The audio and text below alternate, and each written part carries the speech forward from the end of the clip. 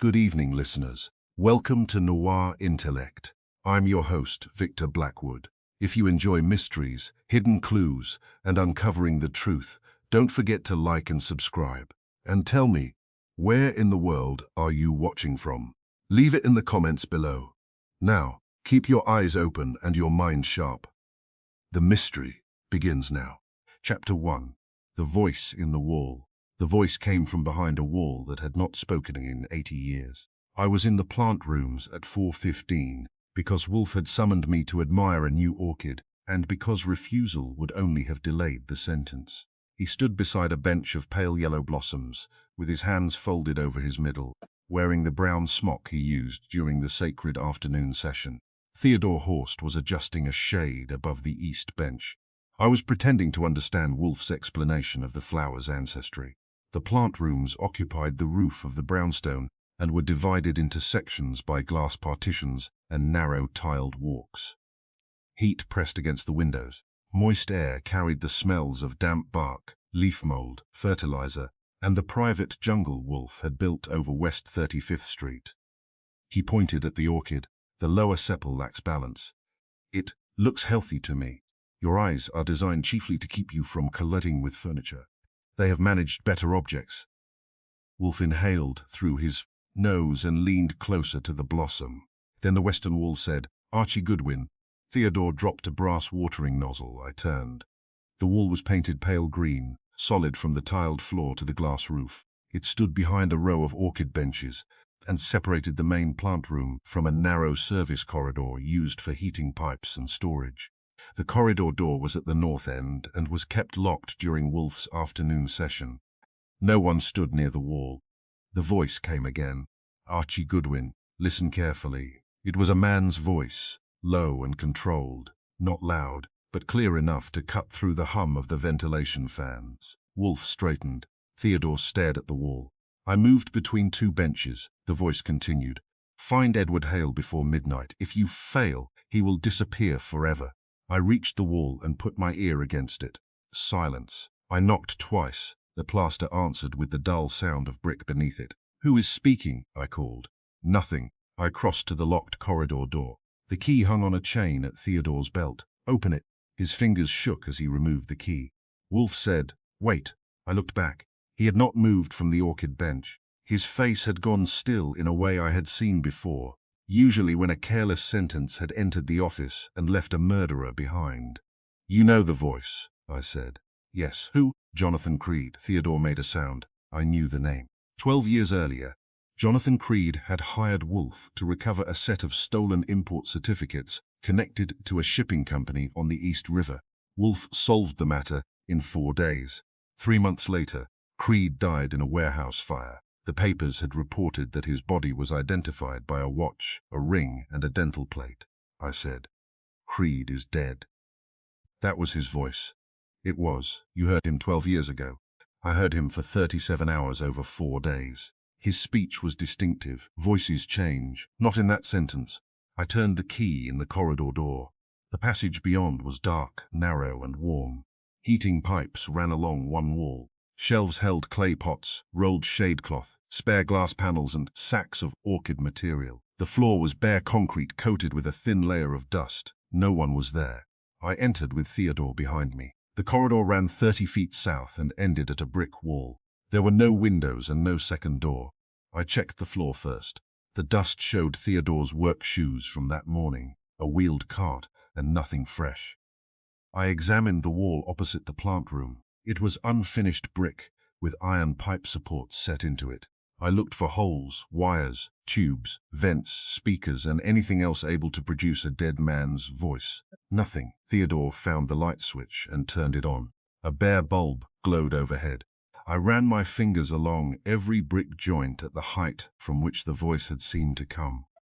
The mortar was old but intact. I checked behind the shelves, under the pipes, and above the doorframe. Still nothing. "Could someone get in through the roof?" Theodore asked. "Only if he can pass through glass." At the corridor ceiling, a narrow service panel provided access to ventilation controls. I climbed onto the cart, removed the panel, and looked inside. Metal ducts, electrical conduit, dust thick enough to record a spider's opinion. No wire led toward the wall. No speaker had been installed. No sign showed that anyone had opened the panel recently. Wolfe remained in the plant room. I returned and found him staring at the western wall. Empty, I said. No person, speaker, wire, hole opening, or useful ghost. Ghosts are rarely useful. Theodore had the only key. Wolfe looked at Theodore. Has it left your possession today? No, sir. Yesterday, no. Has anyone entered the corridor this week? Only me. I checked the heating valve Monday morning. Was the door locked afterward? Yes, sir, I said. The lock could be picked. From the plant room side, Theodore said. But the corridor leaves no other way out. I examined the door. It was old oak with a modern cylinder lock. Scratches around the keyway were not fresh. The hinges faced us. The gap beneath the door was too narrow for more than paper. Wolfe said, repeat the words. I did. Exact as I can make them. Again. Archie Goodwin, listen carefully. Find Edward Hale before midnight. If you fail, he will disappear forever. Wolfe's lips tightened. I said, who is Edward Hale? I do not know. You never heard the name. Not in connection with Jonathan Creed. Then Creed came back from the dead to introduce us. Wolfe glanced at the orchids. He did not come back. The voice did. A voice's air disturbed in a pattern. It is not a man. That pattern knew my name. So do thousands. It sounded like Creed. Yes, and it came through a solid wall. Apparently, I looked at Theodore. He was pale and still holding the watering nozzle. You heard the name Jonathan Creed before Wolfe said it? No. You recognized the voice? No. I never met him. You heard the words clearly? Yes. All of them? Yes. Wolfe turned toward him. Did the sound come from the wall? Theodore hesitated. I thought so. That is not an answer. It seemed to come from behind the western wall. From one point? No, sir. It was hard to place, I said. The ventilation fans were running. Wolfe looked upward. 3 fans moved warm air along the ceiling. Their steady mechanical hum filled the room without attracting attention. He said, turn them off. Theodore crossed to the control panel and pressed 3 switches. The fans slowed. The room settled into an unnatural quiet. Water ticked from a hanging basket. Somewhere in the pipes, metal contracted with a faint click. Wolfe said, speak from the corridor. I returned through the locked door, walked to the section behind the orchids, and spoke at normal volume. Archie Goodwin is testing a wall for intelligence. Theodore called muffled. I raised my voice. Wolfe should pay me extra. That carried clearly enough. I went back. The wall transmits sound. Of course, Wolfe said. All matter transmits vibration. But no one was in the corridor, apparently. There is that word again. It survives because the facts have not improved. Theodore switched the fans on. Their hum returned. Wolfe moved to a bench and examined a small bronze sprinkler head attached to the irrigation pipe. When was this installed? Last month, Theodore said. By whom? Grant Mechanical. Were they in the western corridor? Yes, they replaced 2 valves. How many men? 3 names. I have the invoice downstairs. Wolfe touched the pipe. The irrigation system ran along the western wall, crossed behind the orchid benches, and disappeared through the plaster near the point from which the voice had seemed to emerge. I looked at it. A speaking tube, possibly. The pipe carries water at present. Theodore frowned. The line is full, Wolfe said. Close the main valve. Theodore obeyed. He turned a brass wheel near the north corner. The irrigation line shuddered faintly. I put my ear against the pipe. Nothing. Wolfe said. Open the valve. Water moved through the system with a soft rush. Still nothing. I traced the line to a junction where it divided toward several benches. Each branch had a small control valve. None showed tampering. Wolfe removed one glove, tapped the pipe with a knuckle, and listened.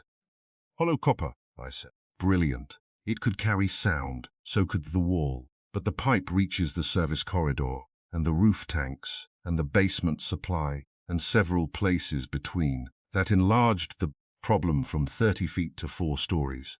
I said, do you want me to start taking the house apart? No, that is disappointing. Wolfe turned toward the corridor door. Lock it. Theodore did. Now, Wolfe said, we will descend. He had 6 minutes remaining in the afternoon session, but he left the plant rooms early. That was the first fact of the case I considered truly alarming. In the elevator, I asked, tell me about Creed. Wolfe stared at the closed doors. He was 52, wealthy, cautious, vain, and intelligent enough to know when he required assistance. What business? Shipping, insurance and bonded storage. Enemies? Numerous. Family? A wife who died before I met him. No children. A younger brother, Caleb, who inherited the estate. And Edward Hale? I said I do not know him. Creed died in a warehouse fire. So reported. Did you see the body? No. Did Kramer handle it? No. The fire occurred in Brooklyn. A district inspector named Nolan supervised the inquiry. Cause: an electrical failure ignited packing material. The body was found near the rear office, identified by personal effects and teeth. Yes. You believe he died? I accepted the report. That is not what I asked. Wolfe's eyes shifted toward me. I believe facts that have earned belief. That fact has lost credit. The elevator stopped at the second floor. Wolfe went to his bedroom to change. I continued to the office and telephoned a friend at the Gazette. Lon Cohen. Archie Goodwin. What has Wolfe done now? He recognized a dead man's voice. There was a pause. Are you drinking? Not enough. Find me everything on Jonathan Creed, warehouse fire 12 years ago, Brooklyn. You have a date? I gave him the month from memory. And Edward Hale, I added. Which Edward Hale? The one likely to disappear before midnight. That narrows it beautifully. Try business records, shipping, insurance, bonded warehouses, Creed connections. Lon promised to call. I next checked the city directory. There were 14 Edward Hales in Manhattan, 5 in Brooklyn, 3 in Queens, and 1 in the Bronx. Occupations ranged from dentist to piano tuner. None announced an intention to disappear. Fritz entered carrying a tray with beer for Wolfe and coffee for me. Mr. Wolfe left the Orchids early, he said. He heard a voice in the wall. Fritz looked toward the ceiling. Who's? A dead client. He considered that. Will dinner be delayed? Not by Wolfe. Then perhaps the dead client can wait. Fritz has priorities that keep the world upright. Wolfe entered at 5 minutes to 6 in a dark suit and yellow shirt. He settled behind his desk and opened a bottle of beer. I reported the city directory. He poured. Telephone each. All 23? Yes. And ask whether they expect to disappear? Ask whether they knew Jonathan Creed. I began with Manhattan. The first Edward Hale was a retired dentist who had never heard of Creed and resented the question. The second was a bookkeeper whose wife answered and said he had been dead for 2 years. The third sold office furniture. The fourth was a violin teacher. At 6:20, Lon Cohen called. I found your Creed fire, he said. October 17th, 12 years ago. Warehouse on Dock Street. 1 body. Jonathan Creed. Book owner of the lease. Anything odd? The fire report disappeared from the public archive during a records transfer. That is, ordinary only in government. Creed's brother Caleb collected on 3 insurance policies and sold the remaining business. Edward Hale. I found one. He was Creed's private secretary. I looked at Wolfe. Where is he now? That is the interesting part. Hale vanished 2 days after the fire. Vanished how? Never returned to his apartment. No body, no bank activity, no official death. The papers assumed he fled because company money was missing. How much? $75,000. Was he charged? A warrant was issued and later withdrawn. Why? No surviving. Complainant. Caleb Creed declined prosecution. Address? Old address is useless. I'm looking for a current one. Do it quickly. Why? Midnight. Lon knew me well enough not to ask for poetry. I hung up. Wolfe drank. Edward Hale was Creed's secretary. He disappeared 2 days after the fire with $75,000 missing. Allegedly. The warrant was withdrawn by Caleb Creed. Indeed. You still do not know Hale? No. Creed never mentioned him, not by name. During our case, a secretary handled appointments by telephone. I did not meet him. I leaned back. So a voice belonging to a dead man has ordered us to find another man who vanished 12 years ago. Yes, before midnight. Yes, that gives us 6 hours, 5 hours and 31 minutes.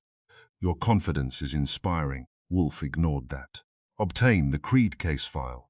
I went to the locked cabinet where we kept old records. Jonathan Creed's file occupied 2 folders and a sealed envelope. I placed them on Wolfe's desk. The case had concerned forged import certificates used to remove valuable machinery from bonded storage. Wolfe had proved that Creed's warehouse manager and an insurance broker were responsible. Creed paid the fee and sent a letter of thanks. I found the letter. Jonathan Creed's signature was angular and heavy. Wolfe read the final paragraph. Mr. Hale will deliver the balance tomorrow morning. So Hale came here, apparently. You met him? I do not remember. That is encouraging. Archie, 12 years have elapsed. I do not catalogue every messenger. The file contained a visitor entry in my own handwriting. E. Hale, 10:15. Delivered certified check. Thin, grey suit. Nervous. I read it aloud. You met him, Wolfe said. I met his check. A small photograph had been clipped to a background report. It showed Creed outside a warehouse with 3 employees. One was identified as Edward Hale. He was about 35 then, narrow-faced, dark-haired, and wearing round spectacles. Wolfe studied the picture.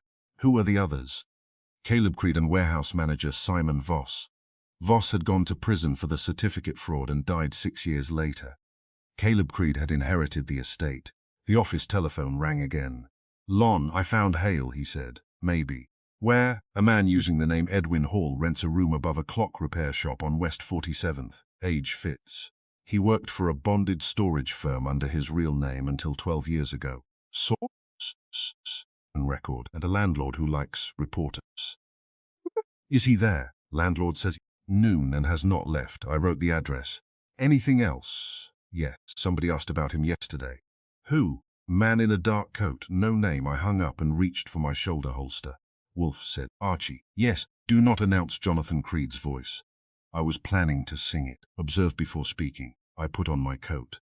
At the office door, I looked back. What do you think the warning means? Hale will disappear forever. Wolfe considered the beer in his glass. Mr. Hale disappeared once and survived. The speaker fears he may not survive a second performance. Creed, the speaker. You still refuse to call him Creed. Jonathan Creed is dead until evidence proves otherwise. And his voice? Evidence of preparation, not resurrection. I left the brownstone at 6:43. The clock shop on West 47th stood between a tailor and a closed travel office. Its front window held 20 clocks, none agreeing with the others. Above the shop, 3 dark windows faced the street. The door to the stairway was open. I climbed. The second-floor hall smelled of dust and machine oil. A bare bulb burned over 2 apartment doors. The one marked hall stood ajar. I pushed it open. Edward Hale. No answer. The room beyond was small and neat. A coat lay across a chair. A cup of tea sat on the table, still warm. The window was closed. A suitcase stood open on the bed, half-packed. On the floor beside it lay a pair of broken spectacles. No blood, no body, no Edward Hale. I checked the bathroom, closet, fire escape, and the narrow space beneath the bed. Nothing. Then I heard a click behind me. The radio on the table had switched itself on. Static filled the room. A man's voice emerged from it. Archie, you are late. Jonathan Creed again. I crossed the room in 2 steps and pulled the plug from the wall. The voice continued. Take the black notebook. Do not trust the man who brings it to Wolfe. The radio had no power, but the voice spoke one final sentence. Midnight is not the deadline, it is the time of death. Then the room went silent. On the table beside the radio, where I would have sworn nothing had been lying a second earlier, rested a small black notebook. I did not touch it. For the first time that day, the dead man's voice had not come through a wall. It had been waiting for me. Chapter 2. The man who died twice. Edward Hale's room contained 27 clocks, including the ones downstairs, and not one of them could tell me where he had gone. I stood beside the unplugged radio and listened to the last of Jonathan Creed's voice fade into silence. The black notebook rested on the table beside it. Hale's tea was warm, his suitcase was open, and his spectacles lay broken on the floor. It was the sort of scene that announced haste while refusing to say who had hurried. I did not touch the notebook. Instead, I checked the radio. It was an old, portable set in a brown wooden case. The electric cord lay where I had pulled it, but a battery compartment underneath held 4 fresh dry cells. That explained how the voice continued after I disconnected it. It did not explain who had switched it on or how the notebook had appeared. I lifted the set and found a thin wire leading from its back through a hole in the table. The wire ended beneath the rug. I rolled the rug aside. A pressure switch had been fastened under the floorboard beside the door. When I entered and crossed the room, my weight had completed the circuit. A delay mechanism inside the radio had waited before playing the recording. The dead man was punctual because someone living had built him a clock. The notebook bothered me more. I examined the table from 3 angles. A shallow slot had been cut into the wall behind it and hidden by a strip of wallpaper. The notebook had slid through from the next room when the recording began. I crossed the hall. The neighboring apartment was locked. I knocked, announced myself, and received no answer. The building superintendent lived above the shop and came down after I used enough of the bell. He was a narrow man named Mr. Baines, with a tape measure around his neck and suspicion in both eyes. "Room's empty," he said. "Tenant left last month. Who has the key?" "I do. Anyone else?" "The owner." "Open it. Why?" "A man has disappeared next door. That happens in this neighborhood without involving the lease." I showed him my license. He read it upside down and unlocked the apartment. The room was empty except for dust, an iron bed frame, and a wooden chair beneath the window. The wallpaper beside the shared wall had been removed. Behind it was the other side of the slot. On the floor lay a small spring device connected to fishing line. The line ran through a hole in the wall and ended at a hook that had held the notebook. I said, "Someone prepared this room." Baines stared at the mechanism. "Not me." "Who rented it last?" "A man named Clark. First name, James. Description, about 50. Medium height. Grey hair. Paid cash." "References?" "He paid 3 months in advance." That is the landlord's favorite reference. Baines did not appreciate it. "Did Clark know Hale?" "I never saw them leave. 4 weeks ago." "Did he return?" "Not that I know." The dust near the wall disagreed. A fresh shoe mark showed where someone had stood within the last day. The print was long and narrow, with a worn outer heel. I photographed it. Then I returned to Hale's room and examined the black notebook. Its cover was plain, with no initials. I used a handkerchief to lift it. The first 12 pages contained columns of figures, dates, and abbreviated company names. The handwriting was small and precise. The final written page had 1 sentence. "The first fire killed the records. The second will kill the witness." Beneath it was a list of 6 addresses. The last was Wolfe's brownstone. I called Wolfe. He answered with a grunt. "Hale is gone," I said. "His tea is warm, his glasses are broken, and somebody rigged the radio to play Creed's voice when I entered." The notebook, delivered through a slot from the next apartment. Contents: company figures, 6 addresses, and a warning about a second fire. "Bring it." I was thinking of mailing it. "Archie." "Yes?" "Examine the building before leaving." "I have examined the 2 rooms. The building." He hung up. I dislike instructions that become sensible after they are given. The clock shop occupied the ground floor. Its owner, Abraham Lewis, was an elderly man with silver hair and magnifying lenses attached to his spectacles. He had heard nothing above the regular tick of his merchandise. "Mr. Hale comes down every morning at 8, he said. "He buys coffee across the street and speaks to no one." "Did he work here?" "No. He repaired account books, not clocks. Account books, he kept records for small firms. Taxes, inventories, payroll. Anyone visit him?" "A man yesterday." Description: Lewis removed his lenses. Tall, dark coat, brown hat. He asked whether Hale still lived upstairs. "Did he give a name?" "Robert Kane." That name meant nothing to me then, but it would soon have enough weight to fill the office. "What did Hale do after Kane left?" "He came downstairs. He looked frightened." "Did he say why?" "He asked whether the cellar exit was open." "Was it?" "No. The alley door has been nailed shut since winter." "Did he make a telephone call?" "Yes, from the booth in the shop."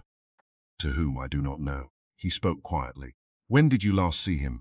"At 5:30. He bought a newspaper and went upstairs." "Anyone enter afterward?" Lewis thought.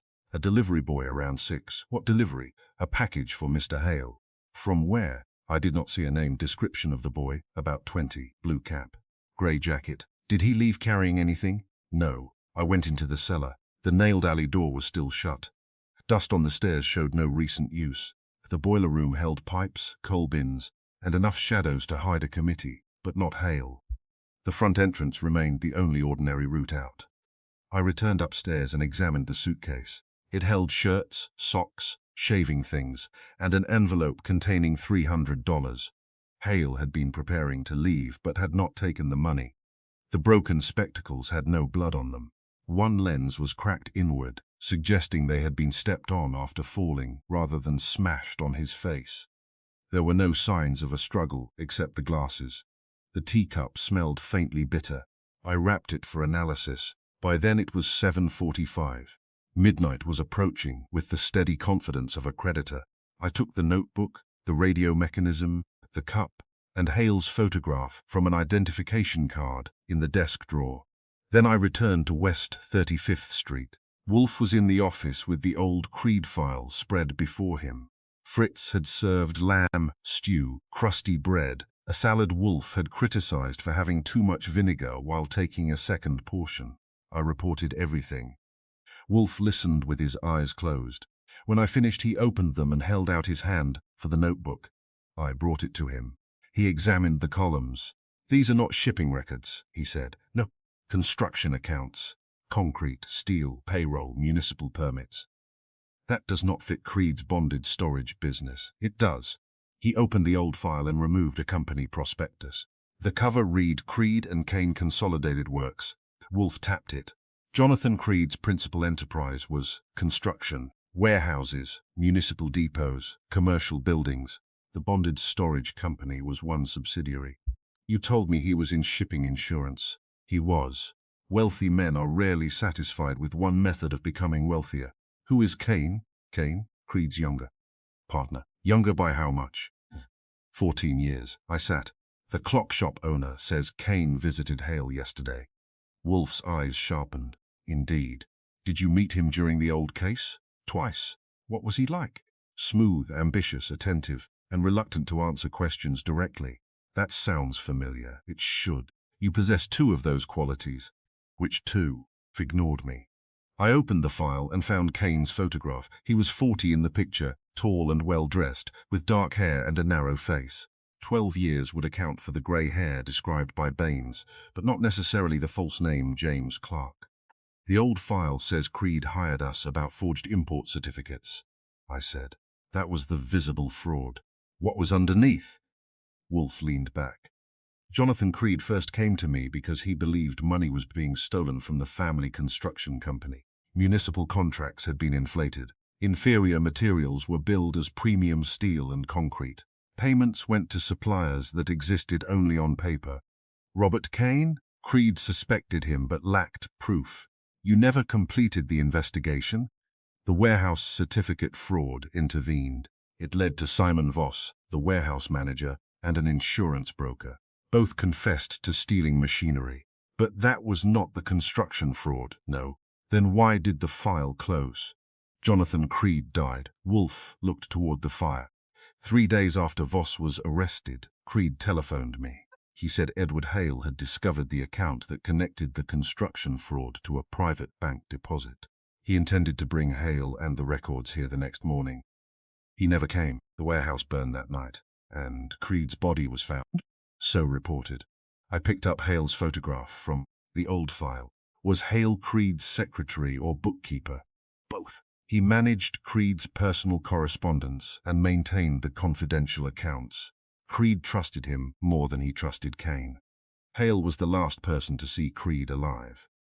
Yes. How do you know? His statement to the fire inspector said Creed remained in the rear office at 11:30. Hale left through the front entrance. The fire was discovered 20 minutes later. Then Hale disappeared 2 days after the fire, with $75,000 missing from a company reserve account, which made him look guilty. Precisely. Did Kane inherit the business? Creed owned 60%. His will transferred the controlling shares to a family trust, but Kane became trustee and operating director. Within a year, he owned the company outright. How? He purchased the shares from the trust. At a fair price. Wolfe's lips moved, a phrase beloved by thieves. I handed him the note from the notebook. The first fire killed the records. The second will kill the witness. Wolfe read it. Someone believes Hale still has evidence, or wants us to believe it. Both may be true. I said. Jonathan Creed's voice ordered us to find Hale. The recording at Hale's room warned us not to trust the man who brought the notebook to Wolfe. You brought it. That was rude of the dead. Wolfe examined the notebook again. It was meant for you to find. Yes, then the warning does not identify you. It warns us that someone else made a claim to have found another notebook document. Robert Kane. Why use Creed's voice to compel attention? It worked, indeed. Fritz entered with coffee. Wolfe refused his, because dinner had been recent, then accepted it. After Fritz had crossed half the room, I said, was Creed's voice distinctive enough for someone to copy? Yes. How? He had a slight hesitation before names and stressed the final word of a warning. He also recorded business dictation, so old recordings exist, likely. Then anyone with access to his company archives could build the messages. Kane or Hale? I looked at Wolfe. You think Hale arranged the voice in the plant rooms? I think he may have. How would he get into the brownstone? He need not. The irrigation pipes could transmit sound from another point. The basement? Possibly. You will inspect them later. And the radio trap? Hale had access to both rooms. He rented next door as clerk. Perhaps. Why frighten us instead of walking in? Wolfe took a measured drink of coffee because he believes he is watched, or because he wishes to conceal his own purpose. He packed a suitcase. Yes. Then somebody came before he could leave, or he left exactly as planned and staged the room. The warm tea, prepared shortly before your arrival. The broken glasses, he may own more than one pair. The bitter smell, drug or theatrical detail. Fritz will send it to a chemist. I frowned. So Hale may be victim, conspirator, or director. Those categories can overlap. The telephone rang, I answered. A deep male voice said, Mr. Wolfe's office? Yes. This is Robert Kane. I looked at Wolfe. He raised one finger. Kane continued. I understand Archie Goodwin has been asking questions about Jonathan Creed and Edward Hale. News travels. I would like to speak with Mr. Wolfe tonight. About what? Hale telephoned me yesterday. He threatened to reopen the scandal surrounding Creed's death. What scandal? He claimed Creed did not die in the warehouse. I wrote it down. Kane said, Hale is unstable and dangerous. He stole company funds 12 years ago. Now he is trying to extort me. How much? $50,000. What did he offer? Documents, he says, prove I murdered Jonathan Creed. Did you? A pause. No, that was quick. I will bring Mr. Wolfe Hale's letter and the company records at 9:30. I covered the mouthpiece. Kane is coming at 9:30 with documents proving Hale is an extortionist. Wolfe said, tell him 10. I did, Kane objected. I told him clocks were unreliable. He agreed to 10. When I hung up, Wolfe said, the warning. Do not trust the man who brings the notebook. Kane says he will bring records, not a notebook. He may improve the performance. Wolfe turned to the old fire report. The copy was thin. Cause of fire, electrical failure, body identified through dental work and personal effects. No complete medical examination because the remains were badly burned. I said, could Creed have survived? Certainly. And put another body in the warehouse, possible. Whose? Wolfe studied the report. One employee disappeared the same night. A night watchman named Thomas Bell. Was he reported missing? His wife said he had abandoned her. The police found no connection. That sounds like a connection. It now deserves examination. I telephoned Lon Cohen and asked for everything on Thomas Bell, Robert Kane, and Creed and Kane Consolidated Works. Then I phoned the Brooklyn Fire Inspector's office. The man who had supervised the old investigation, Nolan, had retired. He lived on Staten Island. I got his number and called. Nolan remembered the fire. Bad one, he said. Roof came down over the rear office. Did you see the body? What was left? Was the dental identification certain? The dentist identified a removable plate. Could someone else have worn it? Anyone with the same mouth, maybe. Did you investigate Thomas Bell, the watchman? Kane said Bell had stolen petty cash and run. Did you verify it? It wasn't our case. Was the electrical fault proved? Silence. Then Nolan said, no. What was proved? The wiring near the rear office had been cut. Cut before the fire, yes. That is not in the report. I was ordered to remove it. By whom? Deputy Chief. He said the company lawyers had evidence the wire melted. Who supplied that evidence? Robert Kane. I thanked him and hung up. Wolfe had listened on the extension. The first fire was set, I said. Yes. And the official report was changed. Yes, Creed died twice, once in the fire and once in the paperwork. Wolfe's eyes opened fully. An apt phrase. I enjoyed it for half a second. Someone alive has now resurrected his voice, Wolfe said, not merely to locate Edward Hale. The first message could have named an address. Instead, it named a man and imposed a deadline, to force us to investigate, to force us to reopen a case believed buried for 12 years. By whom? Someone who cannot approach us openly. Hale. Likely, Wolfe made a face. Do not welcome the supernatural merely because the natural is complicated. I looked at the clock. 8:37. What happens at midnight? According to the message, death. Whose? Hale's possibly. Where? The 6 addresses. I opened the notebook. 5 belonged to old Creed Company properties. The 6th was our brownstone. The 1st was the burned warehouse site. The 2nd was Kane's main office. The 3rd was a closed construction yard. The 4th was a family house in Connecticut. The 5th was an abandoned records depot near the river. I said, those are not random. No. They form Creed's old business. And his death. Do we search all 5 before Kane arrives? You will begin with the abandoned records depot. Why that one? Bookkeepers trust records more than graves. I stood. Wolfe stopped me. Take Saul. You expect trouble. I expect design. Trouble often accompanies it. Saul arrived at 9. Before we left, Wolfe gave me the black notebook. You said not to trust the man who brings it. You have already brought it. Comforting. Archie. Yes. The message in the plant rooms called you by name because it required motion. It called me only through memory. You recognize Creed. Exactly. The speaker selected us with care. To solve the old murder, perhaps. What else? To witness a new one. That put a little extra purpose in my stride. Saul and I left the brownstone at 9:12. The abandoned records depot stood near the river, behind a chain-link fence and a row of condemned warehouses. Its windows were black. At 9:41 we found a side door unlocked. Inside, the air smelled of wet paper, rust and old smoke. A single light burned in the rear office. On the floor beneath it lay Edward Hale. He was alive, but barely. His wrists were tied. A dark bruise marked his throat. Beside his hand was an open can of kerosene, and a trail of it ran towards stacked files. On the desk stood a clock set for midnight. Attached to its alarm mechanism was a box of matches. The second fire had been prepared. This time, the witness had been left inside it. Chapter 3.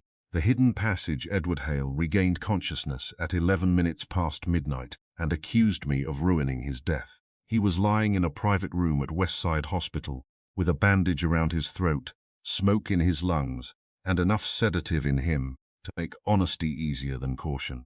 Saul and I had carried him out of the abandoned records depot 7 minutes before the clock released the matches. The fire brigade arrived in time to save most of the building and all of the records someone had intended to destroy. Hale opened his eyes, focused on me with difficulty, and whispered, "You were not supposed to find me there. That is an unusual complaint." His voice was rough from the cord that had been tightened around his neck. "I meant before midnight. We arrived at 9:41. The clock was set for 12. It was changed. By whom?" His eyes moved toward the door. A uniformed policeman stood outside. He had been assigned by Inspector Kramer after I telephoned the brownstone. Kramer, the fire department, and a doctor in that order. Hale whispered. "Kane. Robert Kane tied you up. I did not see his face. You named him.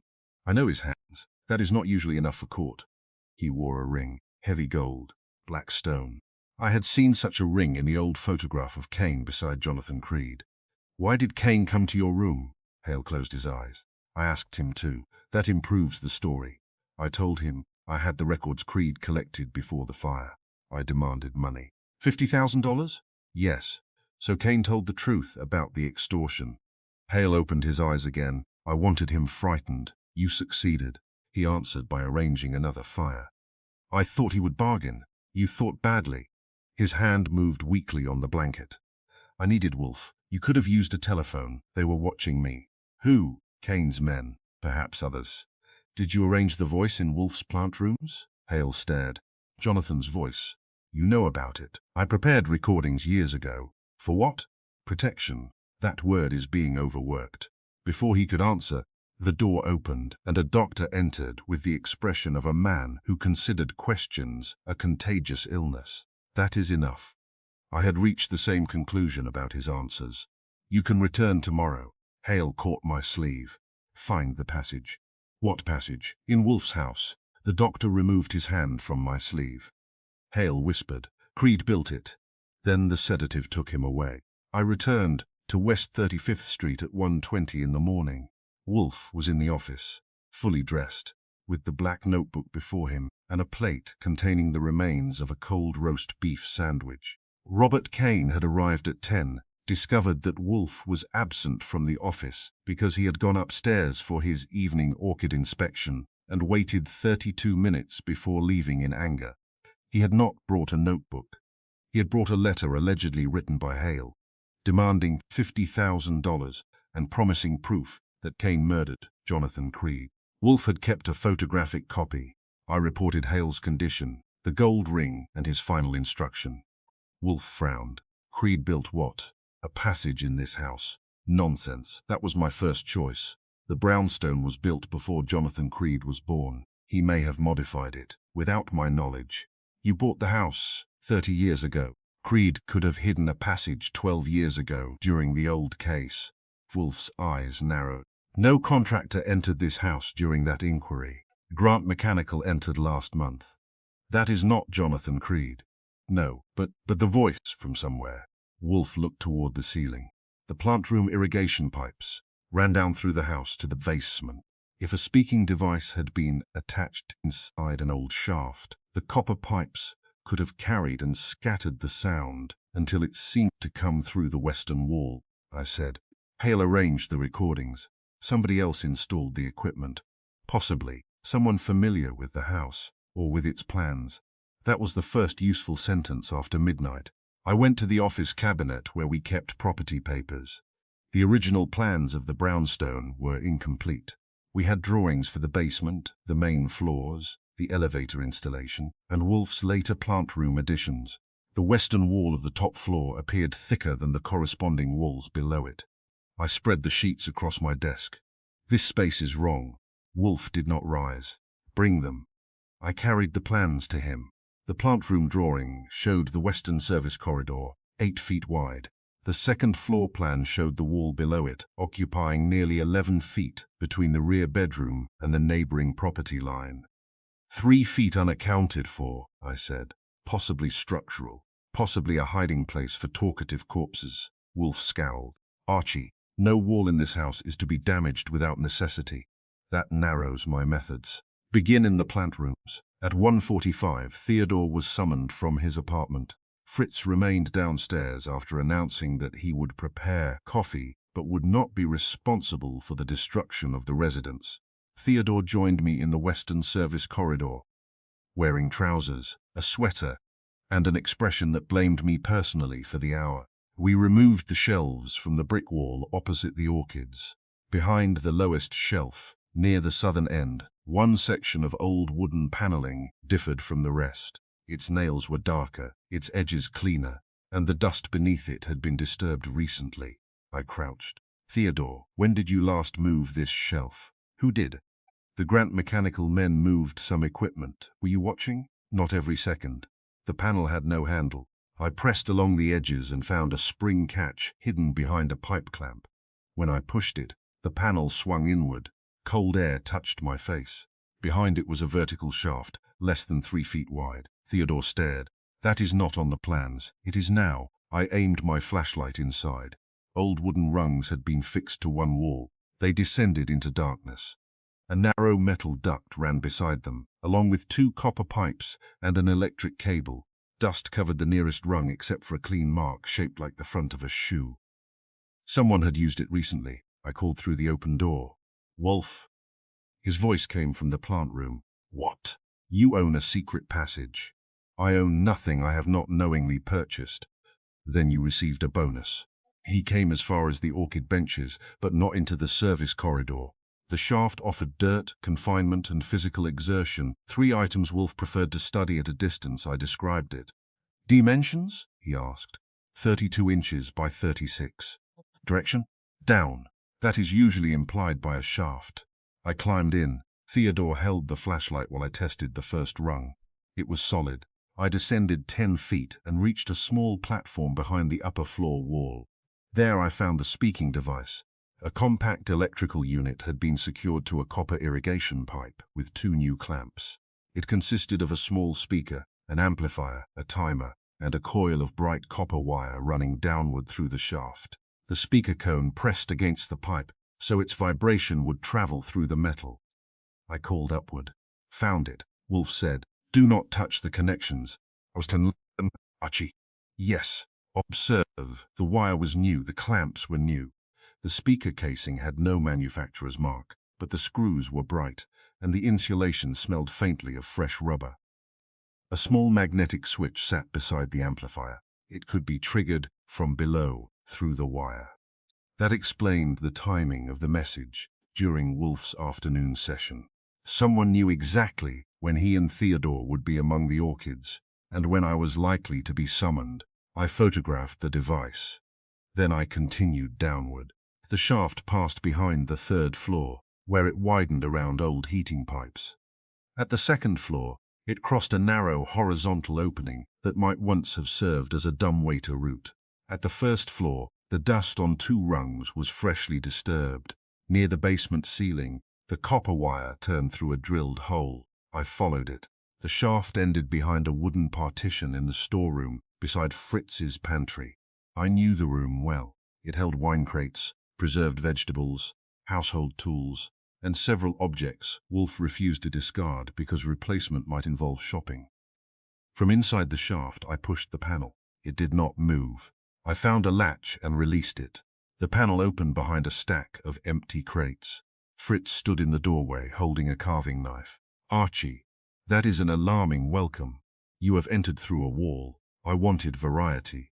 He lowered the knife. I have worked in this house many years. That wall did not open. It was shy. The wire continued along the basement floor behind the crates and disappeared beneath a cabinet near the rear courtyard door. I moved the cabinet. A square iron plate was set into the stone floor. Fresh scratches marked its ring handle. Fritz looked at it. I have never seen that. You have seen the cabinet covering it. It has not been moved since spring cleaning. Someone moved it without your permission. His face became grave.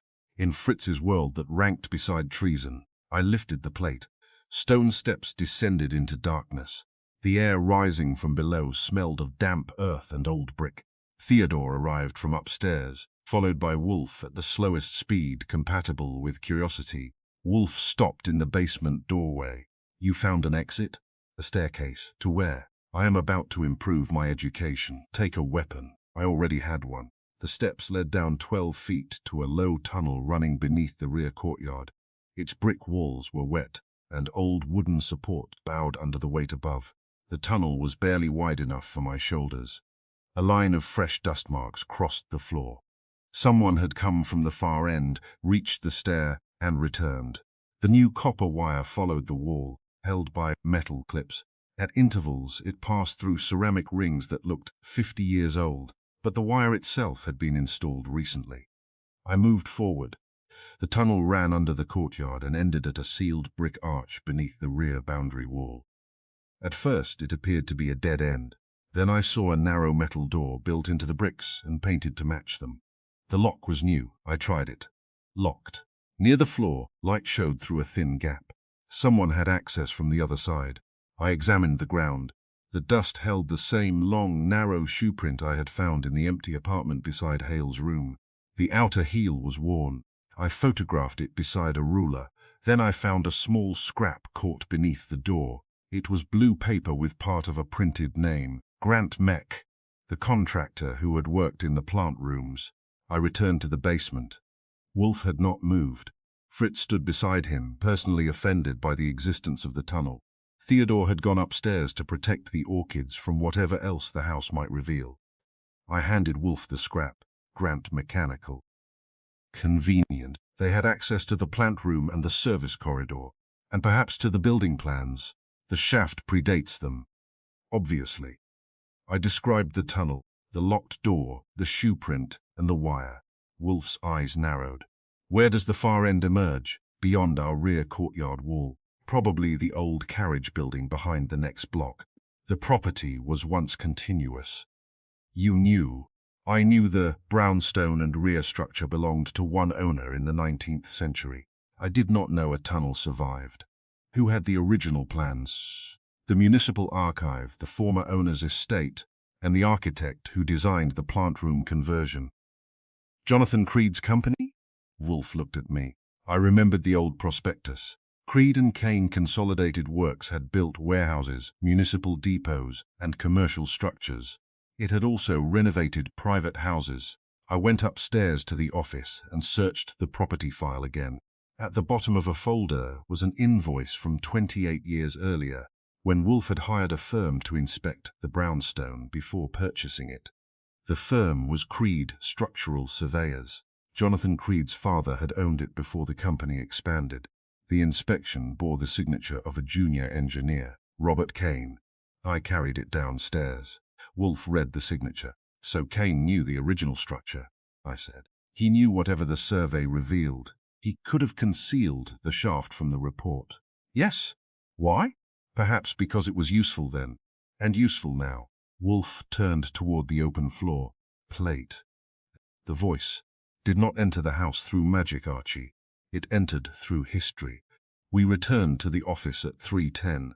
Fritz brought coffee for me and beer for Wolfe, though he kept glancing toward the basement as if expecting a burglar to request dinner. I placed the photographs on Wolfe's desk. The speaker was installed recently. The wire runs through the shaft to the tunnel. Whoever operated it could stand outside the house. Yet he had to enter the shaft to install it. Yes.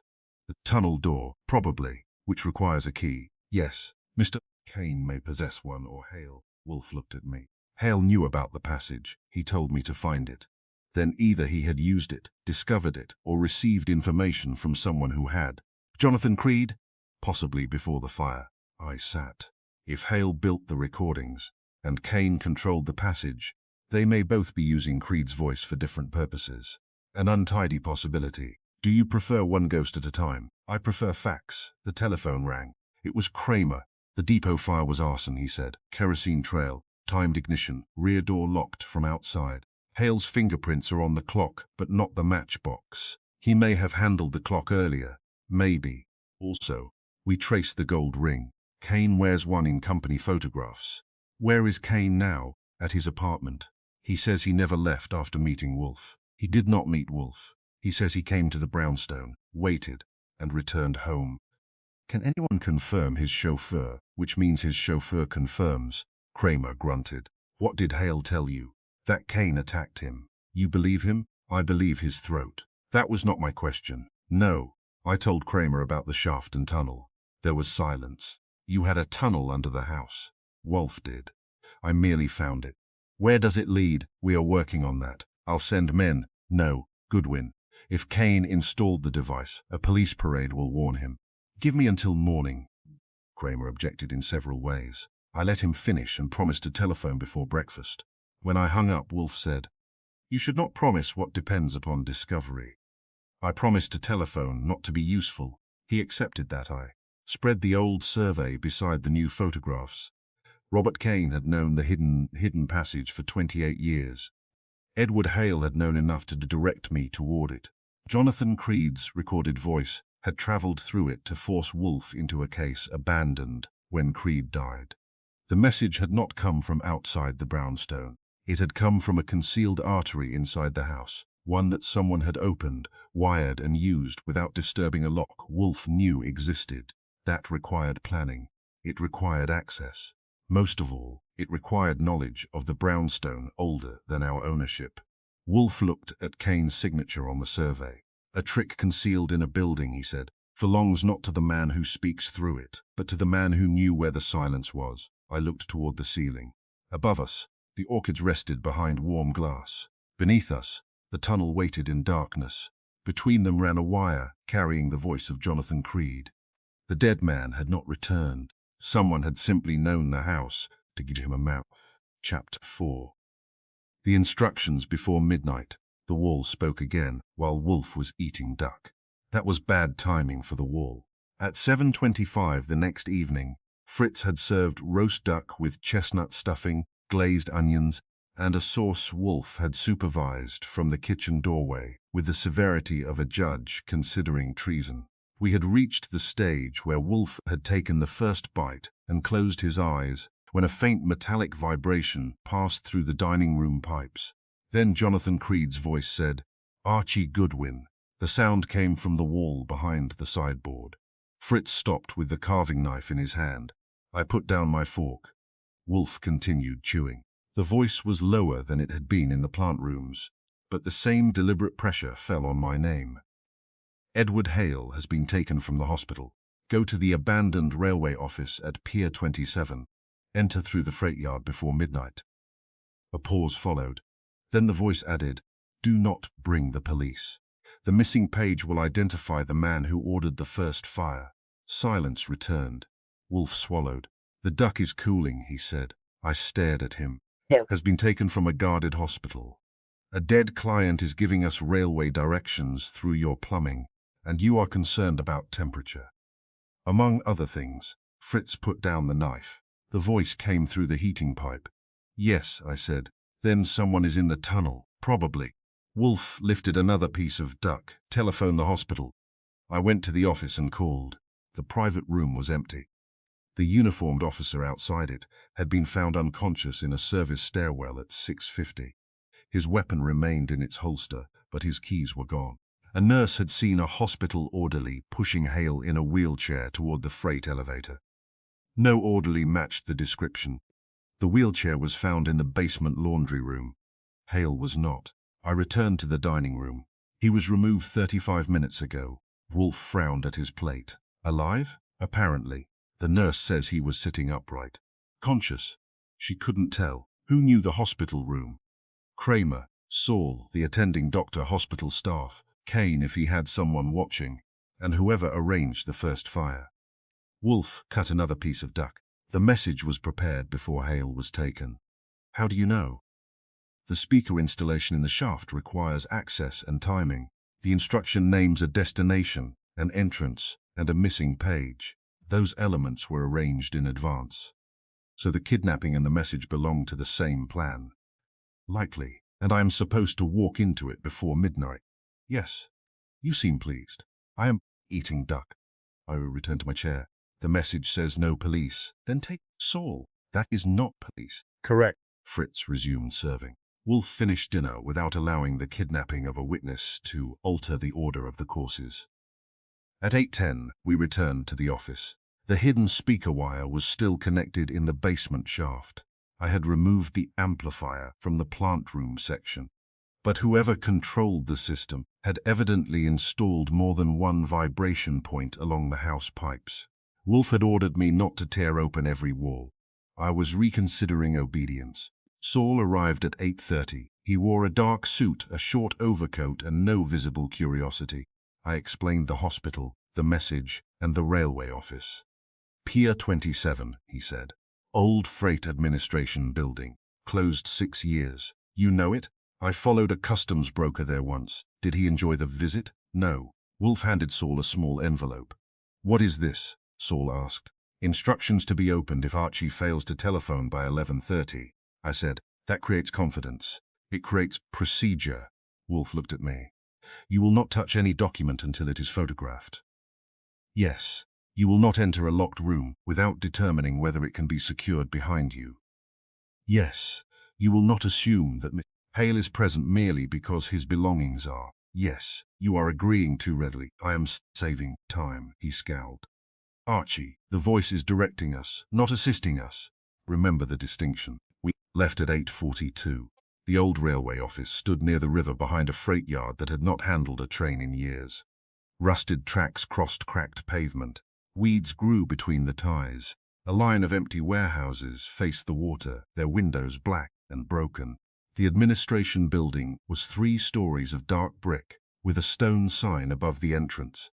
The company name had been chiseled away, leaving only pale scars. The front doors were chained. We circled through the freight yard, as instructed. A side gate stood open. Saul looked at the chain hanging from it. Cut recently.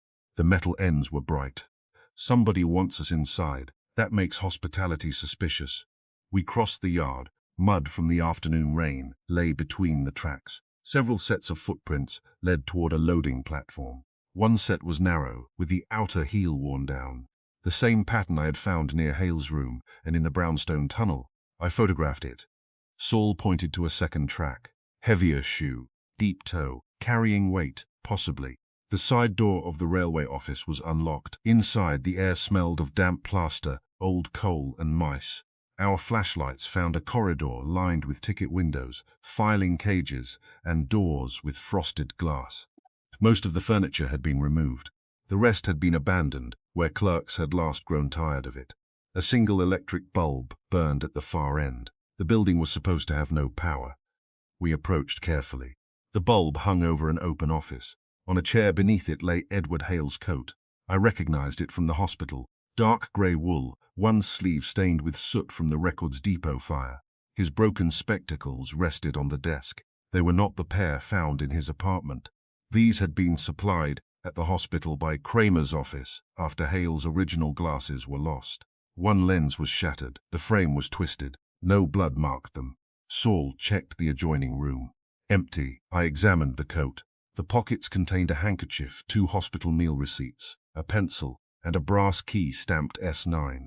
On the desk sat a black notebook. It resembled the one found in Hale's room, but the cover was newer and the paper heavier. I photographed it before opening it. The first page bore the heading, Inspections Payments, Green Consolidated Works. Below it were dates, amounts, project numbers, and initials. RKWM, CPAH. Several city inspectors were named in full beside later entries. Payments ranged from $500 to $4,000. The projects included schools, municipal garages, warehouse repairs, and a river retaining wall. Saul read over my shoulder. Bribes to men with expensive birthdays. The entries covered 6 years before Jonathan Creed's death. Near the middle, one line had been underlined twice. Warehouse 14, Final Instructional Report, $7,500, Inspector Bell. Thomas Bell, the night watchman who disappeared the night of the fire, had shared a surname with the inspector. That might be coincidence. In this case, coincidence had been working overtime without pay. I turned the pages. The final written sheet was followed by a jagged edge. One page had been torn out recently. Small fibers clung to the binding. On the next page, pressure marks showed where something had been written above it. I shaded the paper lightly with a pencil. 3 words appeared. Kane paid Nolan. Then a number, 27412. Saul said, the fire inspector? Possibly. Nolan told me Kane pressured his superiors to change the report. Maybe Hale had proof. On the missing page, the message had promised that page would identify the man who ordered the first fire. Now it was gone. I checked the office floor. Mud marked the linoleum near the rear door. 2 sets of prints entered. Only one set appeared to leave. The narrow, worn heel continued down the corridor. The heavier tracks ended near the chair holding Hale's coat. Saul crouched. Someone carried him this far, then walked out alone, or changed shoes. The narrow prints led toward a steel door marked to Forges. The brass key from Hale's coat fit the lock. I turned it, but did not open the door. Wolfe's instruction came back to me. Determine whether it can be secured behind you. The hinges were inside. The lock had no exterior handle on the storage room side. According to the old door design, someone could close it from the corridor and trap us. I wedged a broken chair leg under the door before opening it. Saul approved with a nod. The room beyond was long, windowless, and full of wooden crates. Shelves held rotted schedules, telegraph parts, lamps, signal flags, and several round metal tins. The muddy prints crossed the floor to the rear wall. There they stopped. No second exit was visible. Saul examined the wall. Could be another passage. Every building is becoming unreasonable. We searched. Behind stacked crates, we found a narrow service door painted the same color as the wall. It was locked from the other side. Fresh mud marked the threshold. Someone had passed through and secured it behind him. Near the center of the room stood a table covered with a canvas sheet. I pulled it back. A phonograph sat beneath it. Not an ordinary cabinet machine. This was a compact office dictation unit designed to play wax cylinders. Wires ran from its electrical motor to a timer and a small amplifier. 6 black cylinders lay beside it in padded boxes. Each was labeled in Hale's handwriting. Creed, contract warning. Creed Goodwin, Creed Midnight, Creed Kane, Creed Fire, Creed Final. Saul looked at me. That settles the ghost. It settles the throat, not the hand using it. I examined the cylinder marked Goodwin. Its paper sleeve carried a date from 12 years earlier, 2 weeks before the warehouse fire. Hale had recorded Creed while taking dictation. Whoever had built the speaking messages did not need Creed alive. He needed enough words, enough tone, and enough skill to assemble a warning. The phonograph had been modified. A cutter and editing wheel sat beside it. Short segments could be transferred from several cylinders onto a fresh recording, producing sentences. Creed had never spoken. I checked the cylinder on the machine. Its label read Midnight. I placed the reproducer gently and started the motor at low volume. Jonathan Creed's voice emerged through the horn. Archie Goodwin, the missing page is behind the western clock. A pause. Do not believe Edward Hale. Then another clipped sentence. He watched me die.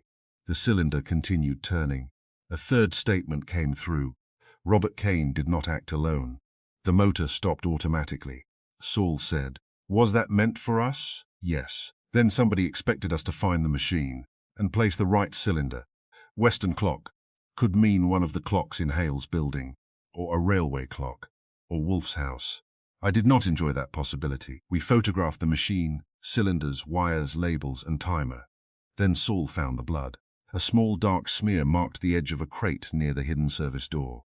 It was fresh enough to remain sticky. Below it lay a white hospital wristband. Edward Haley. The band had been cut, not torn. I checked the mud again. The heavier footprints had dragged slightly near the door. Hale had probably been brought in, unconscious or weak, stripped of his coat and glasses, and taken through the concealed exit. The office scene had been arranged to convince us he had remained there. I said, he was only here long enough to leave evidence, or have it left for him. A faint sound came from behind the hidden door, wood scraping stone. Saul drew his gun. I moved to one side and knocked. No answer. The handle did not turn. Saul put his ear against it. Movement. Going away. We searched for another route. The wall was thick brick, but an old ventilation grill sat near the ceiling. I climbed onto a crate and removed it. A narrow shaft ran horizontally toward the river side of the building. Too small for a man, large enough for sound. "Hale!" No reply. Then, faintly, from far beyond the wall came 3 knocks. Pause. 2 knocks. Pause. 3 knocks. Saul looked at me. "Signal? Maybe." I repeated it. 3, 2, 3. No answer followed. We could not break the service door without tools, and we did not know what waited behind it. Saul left through the corridor to circle the building while I remained with the evidence. At 10:37, the electric bulb in the outer office went dark. The phonograph motor started by itself. The cylinder, marked Final, began turning. Creed's voice filled the storage room. "Archie, you have found the proof that I can speak while dead." I moved toward the machine. The voice continued. "The man who built the passage also built the fire. Then, Edward Hale is not the prisoner. He is the key." The words were smoothly joined, but I could now hear the tiny changes between fragments. Different room tone, different breath. A consonant cut too sharply. The recording ended with one final instruction. "Return to the brownstone before 11. The western clock has already begun." I checked my watch. 10:40. Saul returned through the storage room door. The hidden exit opens to a drainage passage under the tracks. Fresh tire marks at the far end. "Vehicle is gone." No sign. I showed him my watch. "We have 20 minutes to reach the brownstone. Impossible in traffic." Then we disappoint a recording. We took the notebook, the cylinders, Hale's coat and glasses, and photographs of everything else. Saul telephoned Kramer from a booth and sent officers to secure the railway office and drainage passage. He did not mention the brownstone message. We drove south. At 10:58, I called Wolfe from the car telephone Saul had borrowed. Fritz answered. "Put Wolfe on. He is in the plant rooms." At this hour? He heard ticking in the western wall. My hand tightened on the receiver. "Get him out of there." Fritz did not ask why. A moment later, Wolfe came on. "Report." There is a phonograph at the railway office with cylinders of Creed's voice. The final message says the Western clock has begun. What Western clock? I hoped you knew. The only clock near the western wall is Theodore's irrigation timer. Turn it off. It has already stopped responding. Get out of the plant rooms. I am in the office. Where is Theodore? Discanting the irrigation controls. Tell him to stop. Why? Because the voice said the man who built the passage, built the fire. Silence. Then Wolfe said, the copper wire. Yes, it may not only carry sound, it could carry current to an ignition device. The first warehouse fire had destroyed records. The second at the depot had nearly killed Hale and destroyed more. Now someone had wired Wolfe's own plant rooms, where dry wooden benches, packing material, heating equipment, and chemicals waited beneath glass. I heard Wolfe order Fritz to summon Theodore downstairs, then he said, "Where are you?" 11th Avenue, proceed. The line went dead. Saul drove faster. We reached West 35th Street at 11:12. Smoke was not visible from the roof, which improved nothing. The front door stood open. Fritz met us in the hall, holding a fire extinguisher. Theodore is downstairs. Mr. Wolfe is in the office. I went straight to him. Wolfe sat behind his desk, immovable and furious. On the blotter lay a brass clockwork mechanism removed from the irrigation control box. Its spring was running. A copper contact slowly approached a second metal strip. I bent over it. How long? 7 minutes. What happens when they touch? The wire in the shaft receives current. To what unknown? Saul, I went up. We entered the Western service corridor and opened the hidden panel. The speaking device had been removed, but the copper wire remained. I followed it downward with my flashlight. At the second-floor platform, a new branch left the main line and disappeared behind the western wall. I pulled the paneling loose. Behind it sat a small glass bottle filled with pale liquid, wrapped in cloth and connected to an electric heating coil. Kerosene. The coil was already warm.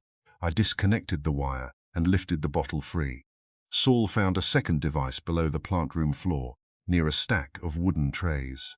We removed it too. At 11:22, the timer downstairs completed its movement. The contacts touched. Nothing happened. I returned to the office carrying the bottle. Wolfe looked at it with disgust.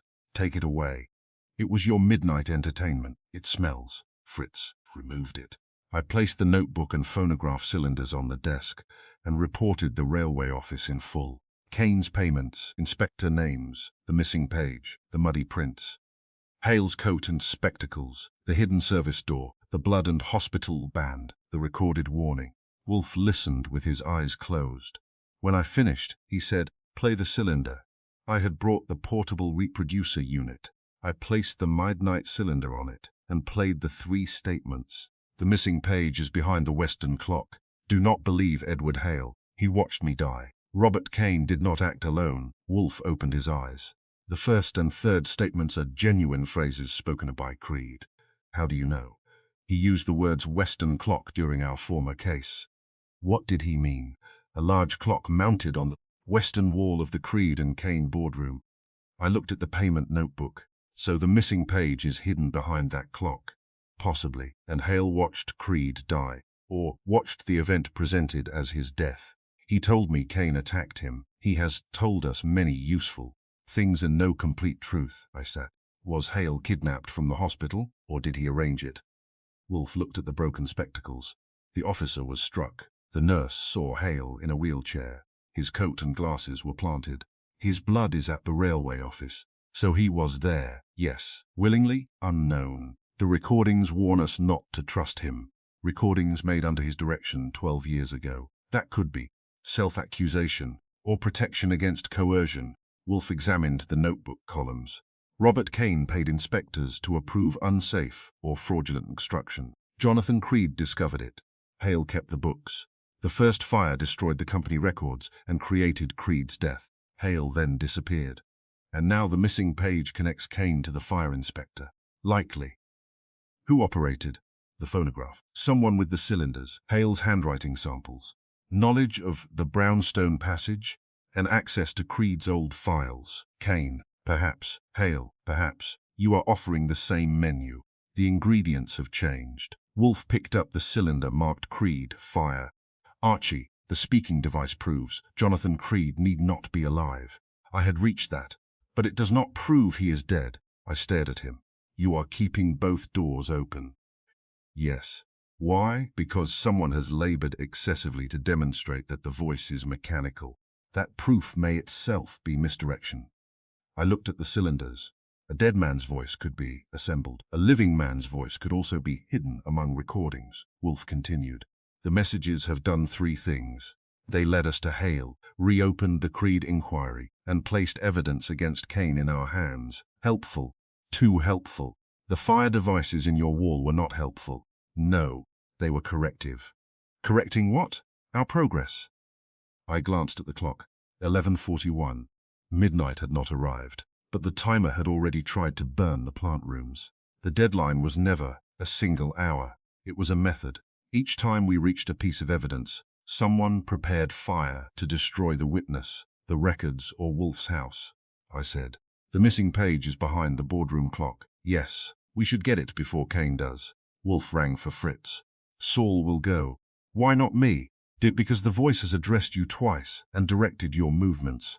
Whoever arranged this expects you to continue obeying. So I stay here. You remain available for the next instruction. That sounds like obedience with better furniture. Wolfe looked at Hale's broken spectacles. Mr. Hale is gone again. The evidence against Mr. Kane has appeared again. The voice has saved us from one trap and directed us toward another. Which means the speaker is neither wholly friend nor wholly enemy. Then what is he?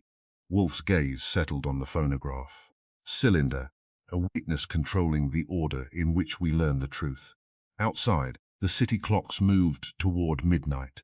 Inside the brownstone, one clock had already tried to start a fire, and another waited behind the western wall of Robert Kane's boardroom. Somewhere between them was a page naming the man who had ordered Jonathan Creed's first death.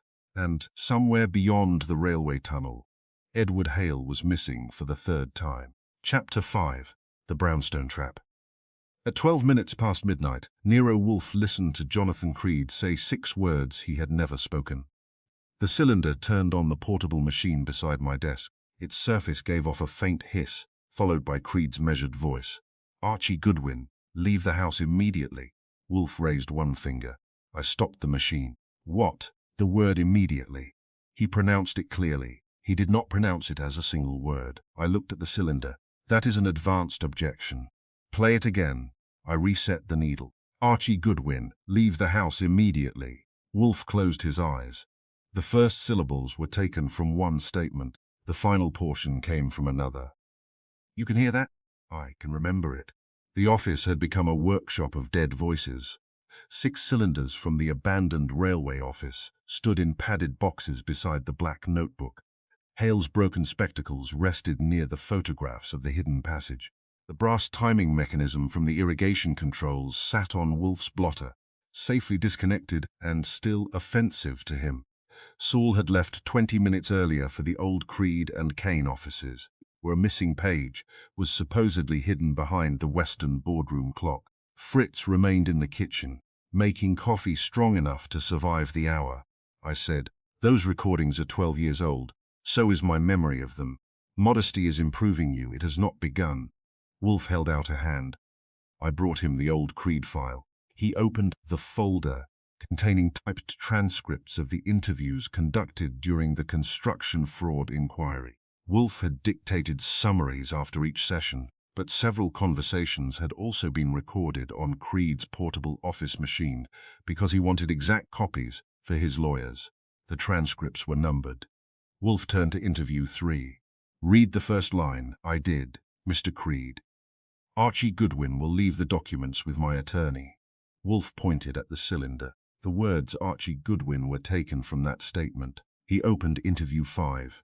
Read the final paragraph, Mr. Creed. If Kane learns what Hale has found, leave the house immediately and telephone me. I looked from the transcript to the machine. So the instruction on the cylinder was assembled from 2 different interviews. 3. Where is the middle? Wolfe turned back several pages. Mr. Creed. The driver must leave the house before 10. I read the sentence twice. The phrase leave the house had been lifted whole. The cylinder's new instruction had been built from fragments. Archie Goodwin, leave the house, immediately. Someone had cut Creed's recorded speech into pieces and rearranged it like ransom note words. I played the longer message again. Archie Goodwin, the missing page is behind the western clock. Do not believe Edward Hale. He watched me die. Robert Kane did not act alone. Wolfe stopped me after each sentence and located the original fragments. The missing page came from Creed, telling us a certificate had been placed behind a western wall cabinet. The word clock came from a complaint about a delayed appointment. Do not believe came from an instructions concerning Simon Voss. Edward Hale was taken from a separate business dictation. He watched me die had been assembled from two statements. Creed had once said Hale watched me sign the report. In another interview he had warned that faulty steel could cause men to die. Robert Kane did not act alone required 4 separate cuts. When Wolfe finished, I looked at the cylinders with less respect. The voice is false from beginning to end. The sentences are false. The voice is genuine. That is a useful distinction only to a grammarian. It is essential. A fabricated voice would require imitation. This required access to Creed's old cylinders. Yes, Hale had them, likely. Kane may have taken them after the fire, likely. Anybody in the old company archive could have found them, possibly. I leaned back. The messages directed me to Hale's room, the records depot, and the railway office. They also warned us about fires and led us to evidence against Kane, and twice removed you from the brownstone. I looked at Wolfe. He had opened his eyes. The first message sent you searching for Mr. Hale, he said. The second sent you to the railway office. On both occasions the speaker knew the hour, the route, and the likelihood that you would leave at once. You think getting me out was the purpose, not the only purpose, but an important one. Why? Wolfe glanced toward the office door. Because you are difficult to bypass when present. That is the nicest thing you have said this week. It was not praise. The house was quiet above and below us. Theodore had returned to his apartment after helping disconnect the fire devices. Fritz had checked every door and window. The tunnel beneath the courtyard remained locked from our side, with a chair, 2 wine crates, and Fritz's personal resentment placed against the basement panel. I said, the hidden speaker could be triggered from outside through the service tunnel. Yes. The messages knew when I was in the plant rooms and dining room. Yes. Whoever installed the device may have watched the house through the tunnel, or received information from within it. Theodore? No, Fritz? Wolfe's eyes opened wider. I was naming possibilities. You were wasting one. I accepted the correction. Then Grant Mechanical. The contractor had access to the plant rooms and the shaft. And Robert Kane had access to the original building plans. Yes. He could have hired the contractor. Perhaps. The telephone rang. I answered. Saul said, I'm inside the old boardroom. Did the Western clock welcome you? It has been removed. When? The night watchman says Kane's secretary ordered it taken for repair this afternoon. Before the cylinder told us to look behind it. Right. What is on the wall? A clean square and 4 screw holes. No page, not behind the frame. There is a narrow cavity in the plaster, but it is empty. Someone got there first, or nothing was ever there. I looked at Wolfe. He had picked up the extension. Mr. Panzer, he said, inspect the cavity for dust, paper fibers, and recent tool marks, then leave. Saul said, there are fresh scratches already. Do not pursue anyone. Understood. Wolfe hung up, I said. The recording sent Saul to an empty wall. It substituted Saul. So whoever planned it expected me away now. Precisely. I checked my watch. 12:31. Then perhaps we should disappoint him. Wolfe reached for the black notebook. The house has already been entered once. The speaker installation, more than once. The timing mechanism in the irrigation box required later adjustment. The fire devices were added after the voice apparatus. Someone has been using the tunnel regularly and expects to use it again. I stood. I'll check the basement. No, that is where the tunnel is. That is also where an intruder expects resistance if he has intelligence. You want to leave the route open? I want him to believe. It is. I sat again. Your method of protecting the house is beginning to resemble hospitality. It is observation. Wolfe rang for Fritz.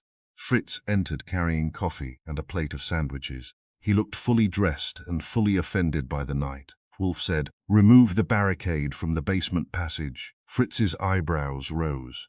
"Sir, move the chair and crates. Leave the concealed panel unlatched. Someone has attempted to burn the plant rooms. And now he is to be invited into the cellar. No, he is to be allowed to believe he has not been excluded." Fritz considered that. "Where will Archie be?" "Here." "Where will I be?" "In the kitchen." Fritz looked at me. I said, "He trusts you with the carving knives." Fritz's face remained solemn. Wolfe continued, "Do not confront anyone unless necessary. If the basement panel opens, telephone the office extension twice and hang up. And if the intruder enters the kitchen, withdraw." Fritz's expression changed. "I will not withdraw from my kitchen, then do not be seen." That compromise was accepted reluctantly. Fritz went downstairs. I checked my pistol and placed it in the desk drawer rather than wearing it. Wolfe noticed. "Why?" "An intruder entering the office may watch my shoulders before my hands." "Good, that is praise." "No." At 12:45 we turned off the hall lights. The office lamps remained on. Wolfe sat behind his desk with a book open. I occupied my chair and pretended to study the railway photographs. From the street, the brownstone would appear settled and unworried. The clock on the office wall moved toward 1. Nothing happened. At 1:06, the telephone rang twice and stopped. Wolfe did not lift his head. I stood silently and moved to the office door. The hall was dark. A faint sound came from below. Not a footstep, a soft scrape, then the almost inaudible click of the basement door closing. Someone was inside. I remained behind the edge of the office doorway. Wolfe turned one page. See, the intruder took his time. 3 minutes passed before a shadow moved at the end of the hall. The figure wore dark clothing, a soft hat, and a black cloth mask covering the lower half of the face. He climbed the stairs without touching the rail. He knew which step near the landing creaked and avoided it. That knowledge mattered. He reached the office door and paused. From his position, he could see Wolfe behind the desk. He could not see me against the wall. Wolfe said, without looking up, "You are late." The intruder froze. Then he entered. He carried no visible weapon. He moved toward the filing cabinet beside my desk, the one containing closed case records. Wolfe said, "The file you want is in the 3rd drawer." The masked man stopped again. He looked at Wolfe. Wolfe continued reading. "You have entered my house repeatedly, endangered my orchids, manipulated Mr. Goodwin's movements, and made an intolerable disturbance during dinner. Do not now waste time searching the wrong drawer." The intruder's right hand moved inside his coat. I stepped out. "Keep it visible." He turned. His hand came out holding a short iron bar. He swung. I moved inside it, caught his wrist, and struck him under the ribs. He grunted, twisted free, and drove his shoulder into me. We hit the edge of my desk hard enough to scatter the photographs. He was stronger than I expected, and knew how to use his weight. He swung the bar again. I blocked his forearm, but the metal caught my shoulder. Pain arrived, bright and immediate. Before he could recover, Fritz came through the hall carrying a heavy copper skillet. He struck the intruder across the upper arm. The bar fell. The masked man stumbled toward the office window. I grabbed the back of his coat. The fabric tore, leaving a strip in my hand. He drove an elbow into my chest and reached the window latch. Fritz stepped between him and the glass.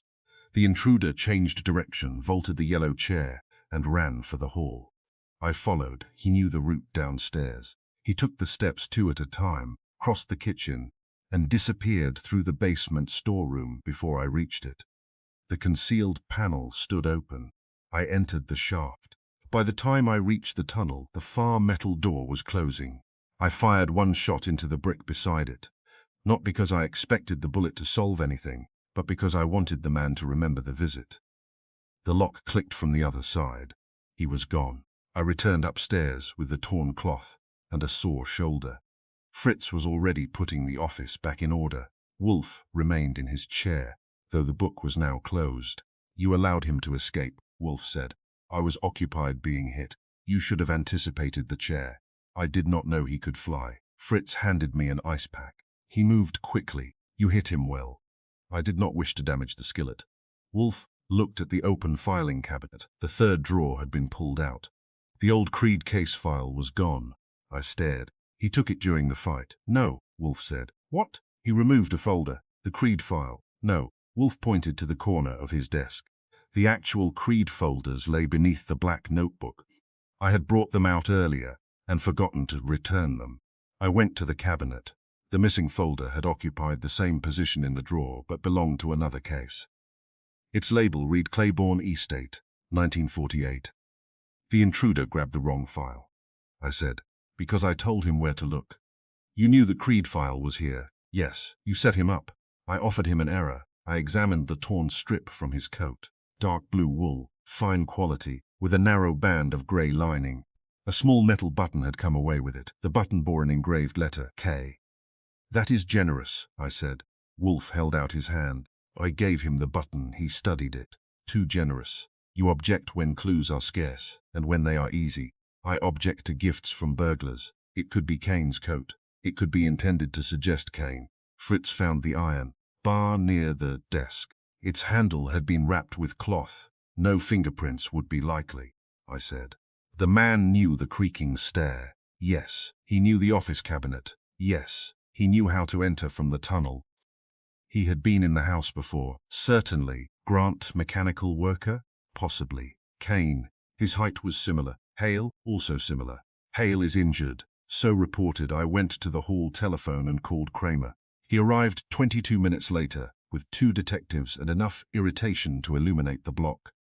He examined the tunnel, the torn cloth, the bar, the open cabinet, and my shoulder. You fired in the tunnel? 1 shot. You could have killed him. That was not the plan. What was the plan? To request his name politely. Kramer looked at Wolfe. You knew someone was coming. I expected it, and you did not call the police. I wished to catch him. You did not. That has been established. Kramer picked up the button in an evidence. Cloth. K. Kane, one detective said. Wolfe made a sound of disgust. Looked at him. You disagree? I distrust initials that introduce themselves. The detective frowned. Kramer said. What did he want? The old Creed file. Why? Wolfe glanced at the folders on his desk.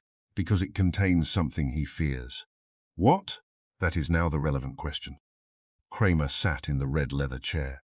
I brought him the transcripts and explained how the cylinder instructions had been assembled from fragments of Creed's former interviews. He read the marked sections. So the voice proves nothing about Creed being alive. Correct, Wolfe said. Then Hale made the recordings. Perhaps. Kane stole them. Perhaps. Kramer's temper stirred. Can you offer a word with more value than perhaps? Yes, the intruder entered while Mr. Goodwin was expected to be at the railway office. That proves coordination. The message was a lure. Yes, and the fire device also a diversion. Had Archie obeyed the recording himself, Saul would not have gone to the boardroom. Had we concentrated on the threatened fire, the office might have remained unwatched. Kramer looked at the old file. What is inside? Reports, transcripts, correspondence, photographs, financial summaries. Nothing worth burglary. Not obviously. That means there is. Wolfe opened the folder and removed the transcript of Creed's final interview. Mr. Creed discussed more than fraud. He described alterations made to several properties by his company. Including this house, I said. Yes. Kramer looked toward the floor. He mentioned the tunnel. Not directly. But he gave me a list of old structural surveys conducted by Robert Kane before the partnership. 1 page is missing from our copy. I checked the file. The numbered appendix went from Survey 11 to Survey 13. Survey 12 had been removed. When? I asked. Possibly 12 years ago. Possibly recently. Could the intruder have wanted the remaining list to learn whether we noticed? Yes, Kramer said. What was Survey 12? Wolfe turned to the index. West 35th Street residential property, our brownstone. The office became quiet. I said. Kane's original survey. Likely. And the file may identify who else knew about the passage. Yes. The telephone rang, I answered. Saul spoke from the old Creed and Kane building. The clock cavity had paper in it recently. I found a corner trapped behind a screw. What is on it? Part of a typed heading. Structural Survey 12. I looked at Wolfe. Saul continued. There is also blood on the rear stair rail. Fresh? Yes. Anyone in the building? Watchman is unconscious in the basement. Kane's secretary is gone. I relayed it. Kramer stood. "I'm sending men," Wolfe said. "Do so." That surprised him enough to delay him. Wolfe continued. "The intruder who entered here believed Survey 12 was in the old case file. Another person removed it from behind the Western clock. Either they are partners or competitors." "And Hale?" I asked. Wolfe looked at the cylinder machine. "Mr. Hale may have arranged the voices messages to lead us towards Survey 12. Someone else used the same messages to empty the house and retrieve it first. So two plans are overlapping. The speaker and the intruder may not be the same person." "Precisely." Kramer went to the telephone. While he issued orders, I examined the false file the intruder had taken from the cabinet. Claiborne Estate had nothing to do with Creed, Kane, construction fraud, or hidden passages. But Wolfe had deliberately placed no substitute there. The intruder had taken it because he trusted the drawer more than his eyes, I said. He did not check the label. No, he was hurried. Yes, or he could not see well through the mask. Possibly. My shoulder hurt, which improved my memory. During the fight, the intruder had turned his face toward me. The mask covered his mouth and nose, but his eyes had been visible. One eye had focused normally, the other had remained slightly narrowed. "Edward Hale had lost his spectacles twice," I said. "The intruder may have been Hale." Kramer stopped speaking into the telephone. Wolfe regarded me. "He moved like a healthy man," I added. "Hale's injuries were serious, but not disabling," Wolfe said. "He knew the house only if Creed told him about the passage." "Yes." "He knew the file because he had worked with Creed." "Yes." "And the initial K on the coat could point at Kane deliberately." "Yes." Kramer hung up. "You found Hale at the depot, half strangled and tied to a chair." "I found him staged for a fire. He later arranged his own removal from the hospital, or someone did it for him." Kramer's face hardened. "You think he attacked the guard?" "I think he knows more than a victim should." Wolfe picked up the cylinder marked Creed. "Goodwin. The messages have used truth to direct us and falsehood to control us. Mr. Hale may be both witness and manipulator. Captain Kane may be both target and criminal. The masked man may serve either." "That is a crowded sentence," I said. "It is a crowded case." Fritz returned from the basement. The tunnel door is locked from outside. There is fresh blood on the lower rung. The skillet had injured the intruder more than he had shown. Kramer ordered a detective to collect the sample. Wolfe looked at the torn coat strip. Whoever entered wanted Survey 12 before we could read it. He believed the old file contained the only surviving copy, but Saul found part of it at Kane's office, I said. "Yes. So the rest may still exist, or has just been removed." Kramer reached for his hat. "I'm going to Kane's building," Wolfe said. "Bring Robert Kane here tomorrow at 6. "Why?" "Because his button has visited my office. You just said it may be planted. It will interest him either way." "And Hale? Find him." Kramer gave a long look. "That has been the assignment since this started." "No. Until tonight, we were following instructions. Now we know why they were given." Kramer left with the detectives. Fritz secured the tunnel again, this time with a steel chain. I restored the office while Wolfe reviewed the old transcripts. At 2:30, he selected one page and handed it to me. It contained a statement Creed had made during the final interview. "Robert Kane believes buildings are safer than men because walls cannot testify. He is wrong. A building remembers every alteration." I read it twice. "That was not used on the cylinders." "No." "Why is it important?" "Because Survey 12 recorded the alteration to this house." "The passage?" "Yes." "Perhaps who ordered it preserved." Wolfe leaned back. "The hidden device was built to give a dead man a voice. The messages lured you away so a living man could enter. But the intruder did not come to silence the voice. He came for the record of the passage, and therefore for the name attached to it." Outside, the city had gone quiet enough for the office clock to be heard. Tick, tick, tick. Someone had trusted recordings to control our movements, a tunnel to bypass our doors, and an old file to preserve a secret for 12 years. He had entered the brownstone, expecting Archie Goodwin to be elsewhere. Instead, he found Wolfe waiting, Fritz armed with cookware, and the wrong folder in his hands. For the first time, the voice in the wall had given an instruction that failed. Chapter 6. The Missing Bookkeeper. The key fell out of the intruder's torn coat at 2:48 in the morning. Fritz found it beneath the yellow chair, while restoring the office to the condition civilization required. It was a small steel key with a square black head and the stamped number K9. Kramer had already left for the old Creed and Kane building. Saul was still there with 2 detectives. The unconscious watchman, the scrap of Survey 12, and enough fresh blood to encourage official optimism.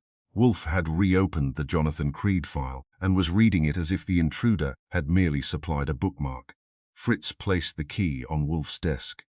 This was under the chair. I picked it up. K for Kane. Wolfe did not look up. Must every object in this case introduce itself? The intruder wore a button marked K and carried a key marked K9. He was either Kane's man or a salesman with limited imagination. Examine it. The key was cut for a modern pin lock. A faint reddish stain marked one edge, probably rust. Near the black head, somebody had engraved 3 tiny letters, RWH. I went to my desk and opened the directory of Creed and Kane properties Saul had obtained from the company office. Most of the old sites had been sold, demolished, or renamed. One entry remained under Robert Kane's private holding company, River Warehouse, Building H. The property stood near the Hudson, north of the abandoned railway office and south of the burned records depot. Kane appeared to have spent 12 years preserving places that encouraged bad memories. I showed Wolfe. The key belongs to Kane's private warehouse near the river. Likely. Do I go now? No. I looked at the office clock. It is nearly 3. Exactly. That usually supports delay. It supports thought. The intruder is bleeding. Hale is missing. Kane may know we have the key. He does not know he lost it. He will when he reaches his pocket. Wolfe lowered the file. Then he may return to the warehouse, remove evidence, relocate Mr. Hale if he is there, or prepare another trap. You will not arrive without observation. Saul, at dawn, you are becoming cautious.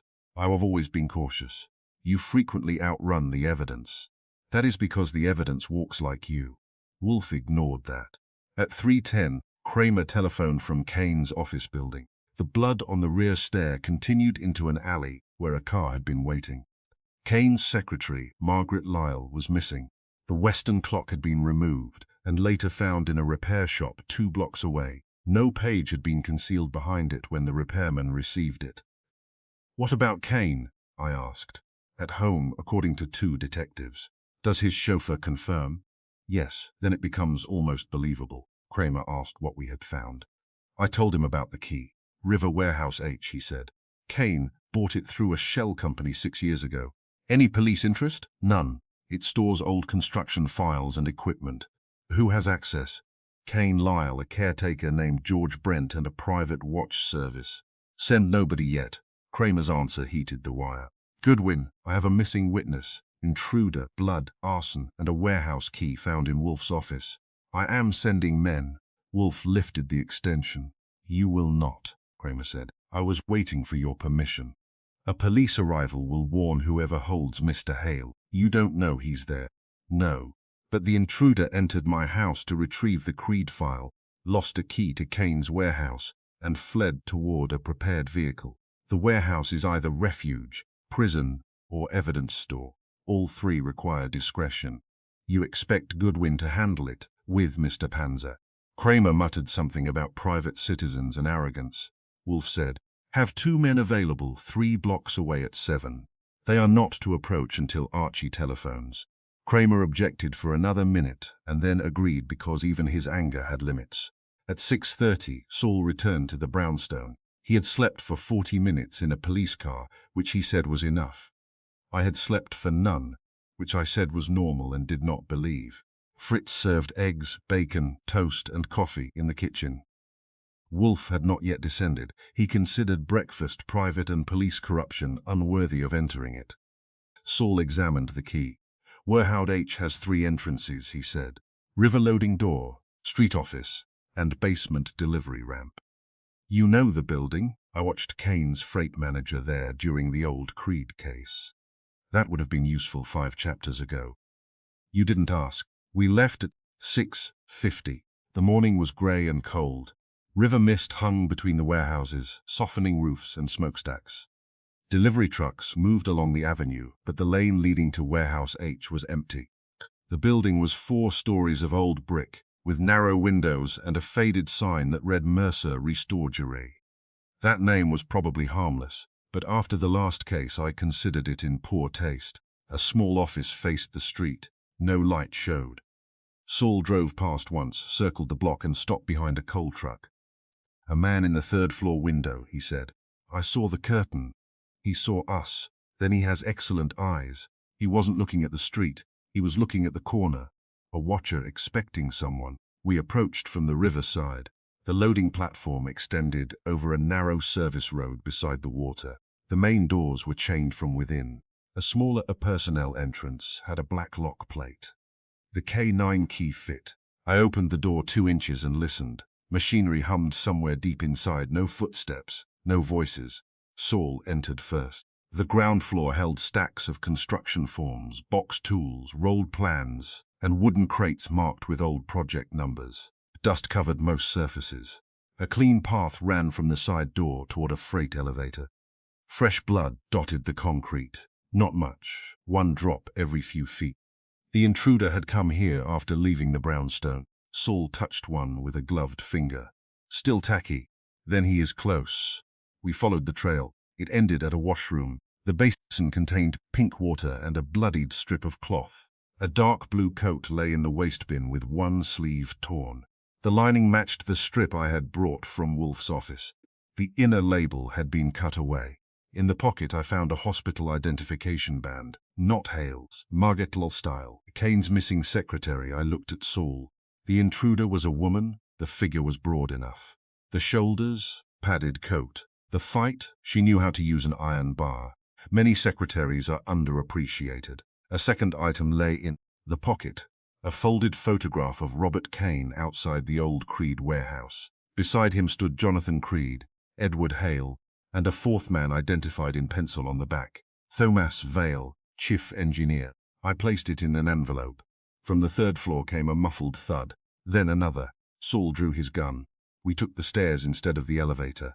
The 2nd floor held old desks and filing cabinets. The 3rd contained drafting tables, blueprints, steel samples, and several locked offices. The blood trail resumed near the stairwell and led to a room marked private records. The K9 key opened that too. Inside, Margaret Lyle sat on the floor with her back against a filing cabinet. Her lower face was no longer masked. A bandage covered her right arm. A pistol rested beside her hand. She reached for it. Saul said no. She stopped. Margaret Lyle was about 45, pale, sharp-featured, and dressed in dark trousers and a sweater. She had been Robert Kane's secretary for 15 years. I remembered her name from company correspondence and her voice from telephone messages. "I had never met her," I said. "You came through Wolfe's tunnel." Her eyes hardened. "You attacked me. I defended a file. You broke my arm. Fritz deserves partial credit." She looked at Saul. "You are trespassing. You entered the brownstone wearing a mask. I had permission." "From whom?" She said nothing. "Robert Kane." Nothing would Hale. Her eyes shifted. That was enough to keep going. "You were trying to remove Survey 12. I was trying to stop Wolfe from giving it to Kane. That explanation suffered when you hit me. You surprised me. So did the iron bar." Saul picked up her pistol. I said, "Where is Hale?" She looked at the door. A faint sound came from below us. 3 knocks, pause, 2, pause, 3. The same signal from the railway office ventilation shaft. Margaret Lyle closed her eyes. "Basement. Alive?" "Yes." "Who locked him there?" "Kane." "Why are you here?" "To get him out." "Using the same key that locks the private records in the basement?" "Yes." "Why break into Wolfe's office first?" "Because Hale told me the old Creed file contained the only copy of Survey 12. Kane believes it proves who built the tunnel beneath the brownstone." "Does it?" "It proves who knew about it." "Thomas Vale?" Her face changed again. Saul said, "We should move." I agreed.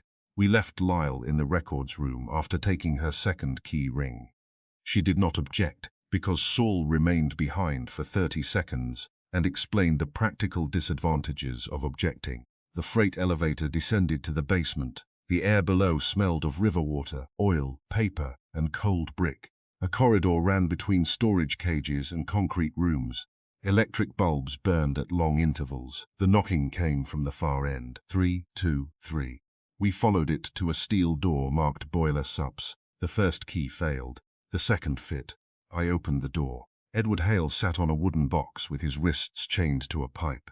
His face was bruised, his hair uncombed, and his new hospital shirt had dried blood on one shoulder. He wore no spectacles. He squinted at us. "You took your time?" That greeting is becoming a habit. Saul checked the room while I unlocked the chain. Hale rubbed his wrists. "Is Lyle alive?" "Yes." "Did she reach Wolfe?" "She reached his office with an iron bar." Hale grimaced. "She was supposed to take the file and leave. She left with the wrong file." "That sounds like Wolfe." It was. I gave him water from a bottle on the shelf. "Start with the warehouse." Hale drank slowly. "Kane took me from the hospital. Lyle helped him because she believed he only wanted the notebook." "Did she attack the guard?" "No. Kane's driver did. Lyle brought the wheelchair." "Why cooperate?" "Kane told her he knew where her son was. He has threatened everyone for years." "Then she changed sides. She found me here yesterday. She said she would get Wolfe's file because it might prove Kane arranged Creed's false death." "Why not simply tell us?" "She did not trust the telephone or the police. She trusted an iron bar." "Hale," Saul said. "Facts." Hale nodded. "Kane kept account books in the private records room upstairs. They show payments for the fire, the false identification, the missing watchman, and the transfer of Creed's shares." "Have you seen them?" "Yes." "Where?" "Blue cabinet, lower drawer. Combination 31-17-9. I looked at Saul. "Locker 317 again." Hale said Creed used those numbers as a code. March 17th was the day he discovered Kane's theft. "What happened the night of the warehouse fire?" Hale looked at the open door. "Jonathan Creed did not die. There it was, stated without a recording." I said, "Who did?" "Thomas Bell, the night watchman. The body wore Creed's dental plate." "Yes." "Creed had a removable bridge. Kane stole an old one from his dentist's office." "Personal effects?" "Creed's watch and ring were placed on Bell." "Was Bell already dead?" Hale swallowed. "Kane struck him during an argument. Bell had discovered fuel drums in the rear office and threatened to report them. Kane killed him without planning to. Afterward, he used the body." "And Creed?" "I warned him. We left through the river loading door 10 minutes before the fire." "Where did he go?" "To a rented house in Connecticut. He intended to collect proof and come to Wolfe." "Why fake his death instead of going directly to police?" "He believed Kane controlled inspectors, lawyers, and one police official. He wanted Kane to think he was dead while we gathered the original ledgers." "Did Wolfe know?" "No. You let him believe his client died. We were afraid any contact would be watched. That fear has lasted 12 years. Hale looked down. "It lasted 4 days. "What happened after 4 days?" "Creed vanished." "From the Connecticut house?" "Yes." "Signs of struggle?" "Blood on the stairs, a broken window." "His car gone?" "Body none." "Did Kane take him?" "I believed so." "Believe or no?" "Believe." "And then you disappeared." "Kane accused me of stealing $75,000. The money was actually Creed's emergency fund. I used it to hide, protect the records, and search for him. For 12 years." "For 12 years." Saul returned from the corridor. "No movement," I said. "Why begin the voice messages now?" "Because Kane recently learned I was alive." "How?" "Margaret Lyle found an old pension payment under my false name. She contacted me privately. She had discovered Kane kept a list of people he intended to silence." "Your name?" "Mine, hers, and Thomas Vale's." "Who is Vale?" "Creed's former chief engineer." "The man in the photograph?" "Yes." "What did he know?" "Everything about the buildings, the warehouse fire systems, the tunnel under Wolfe's brownstone, the old railway drainage passages. He designed or inspected all of them." "Did he install the speaking device?" "No, I did, using plans he left with Creed." "You entered through the tunnel?" "Yes." "You rigged the first voice in the plant rooms?" "Yes." "The radio in your room?" "Yes." "The railway cylinders?" "Yes." "The fire devices in Wolfe's walls?" Hale stared at me. "No." "The trap at the records depot?" "No." "The attempted burning of the plant rooms?" "No." "Then someone took over your performance?" "Yes." "Who knew about the recordings?" "Only Jonathan Creed." "And Thomas Vale?"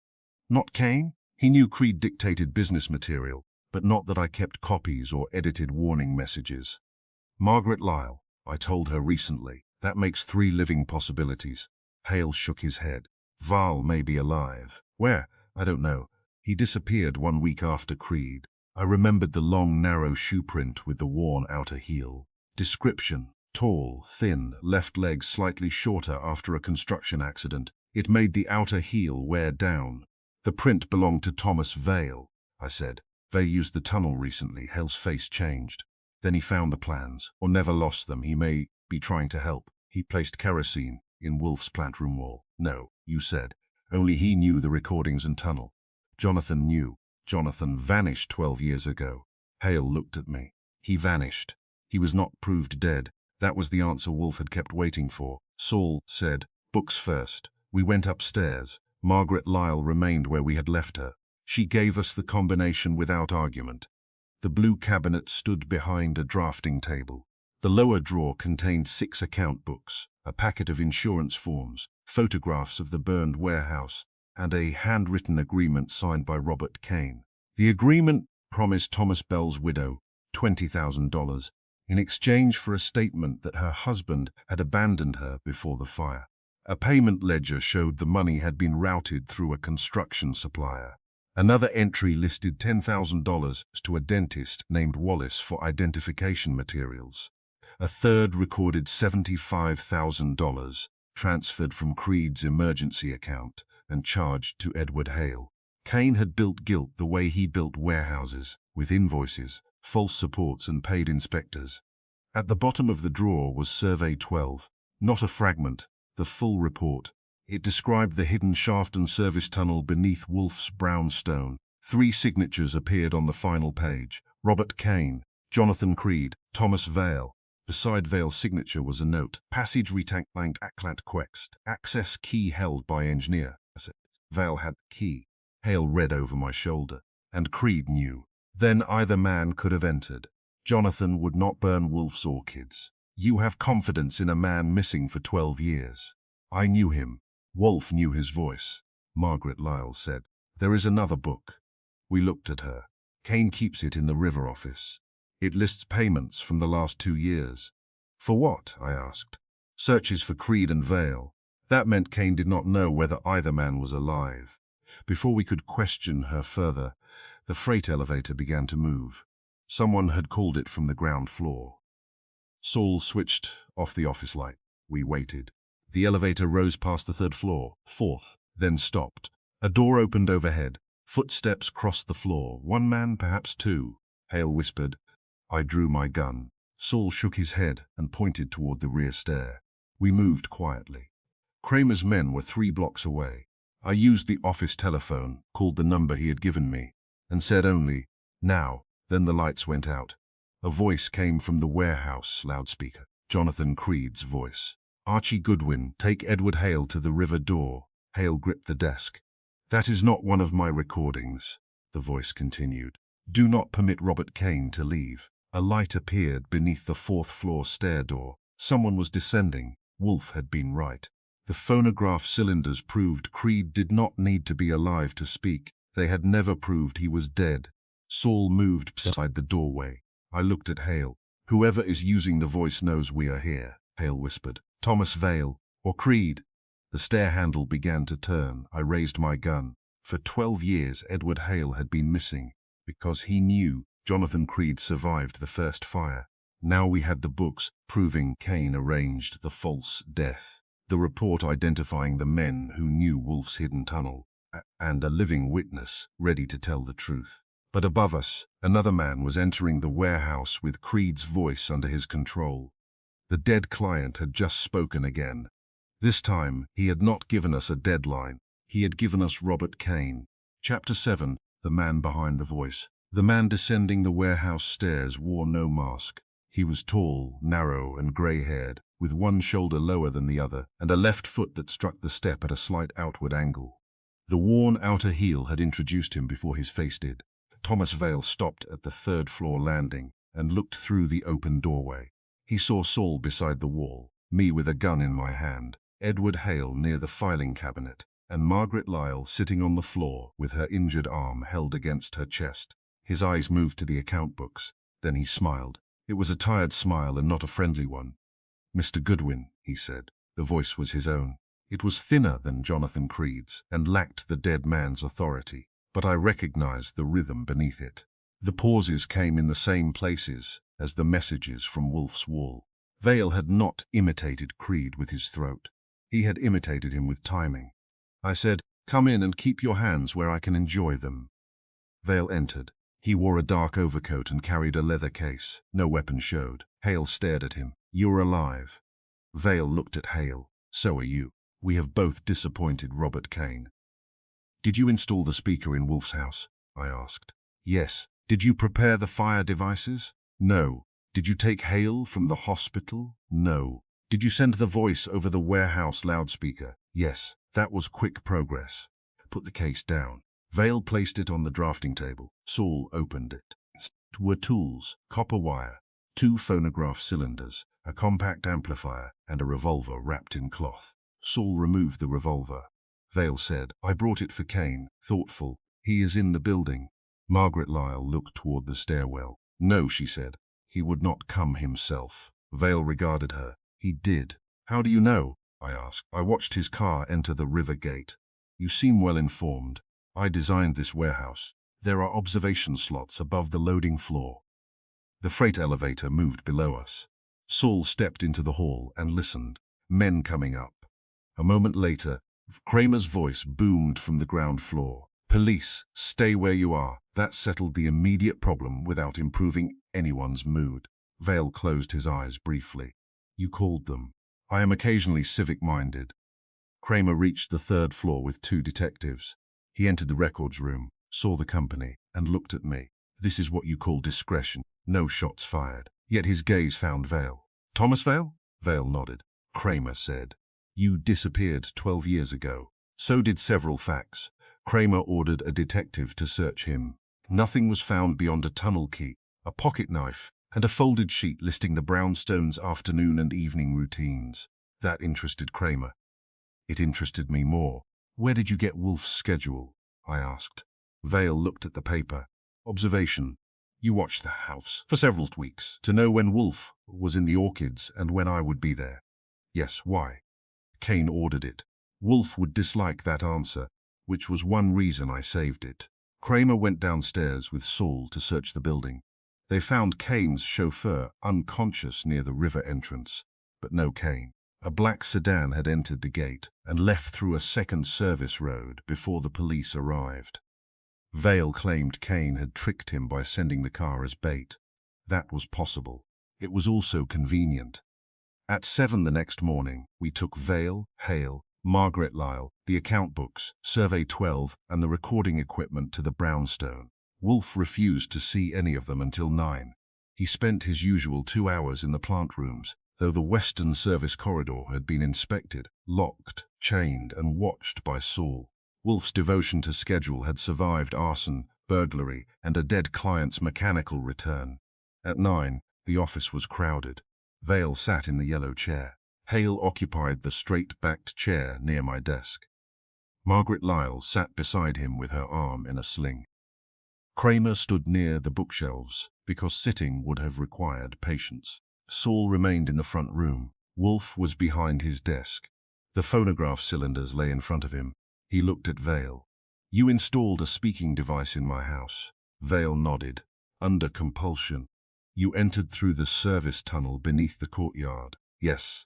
"You attached a speaker to the irrigation pipe so the vibration would spread through the plant room wall." "Yes." "You ran new copper wire through the shaft and operated the device from the tunnel." "Yes." "You also installed a second vibration point near the dining room heating line."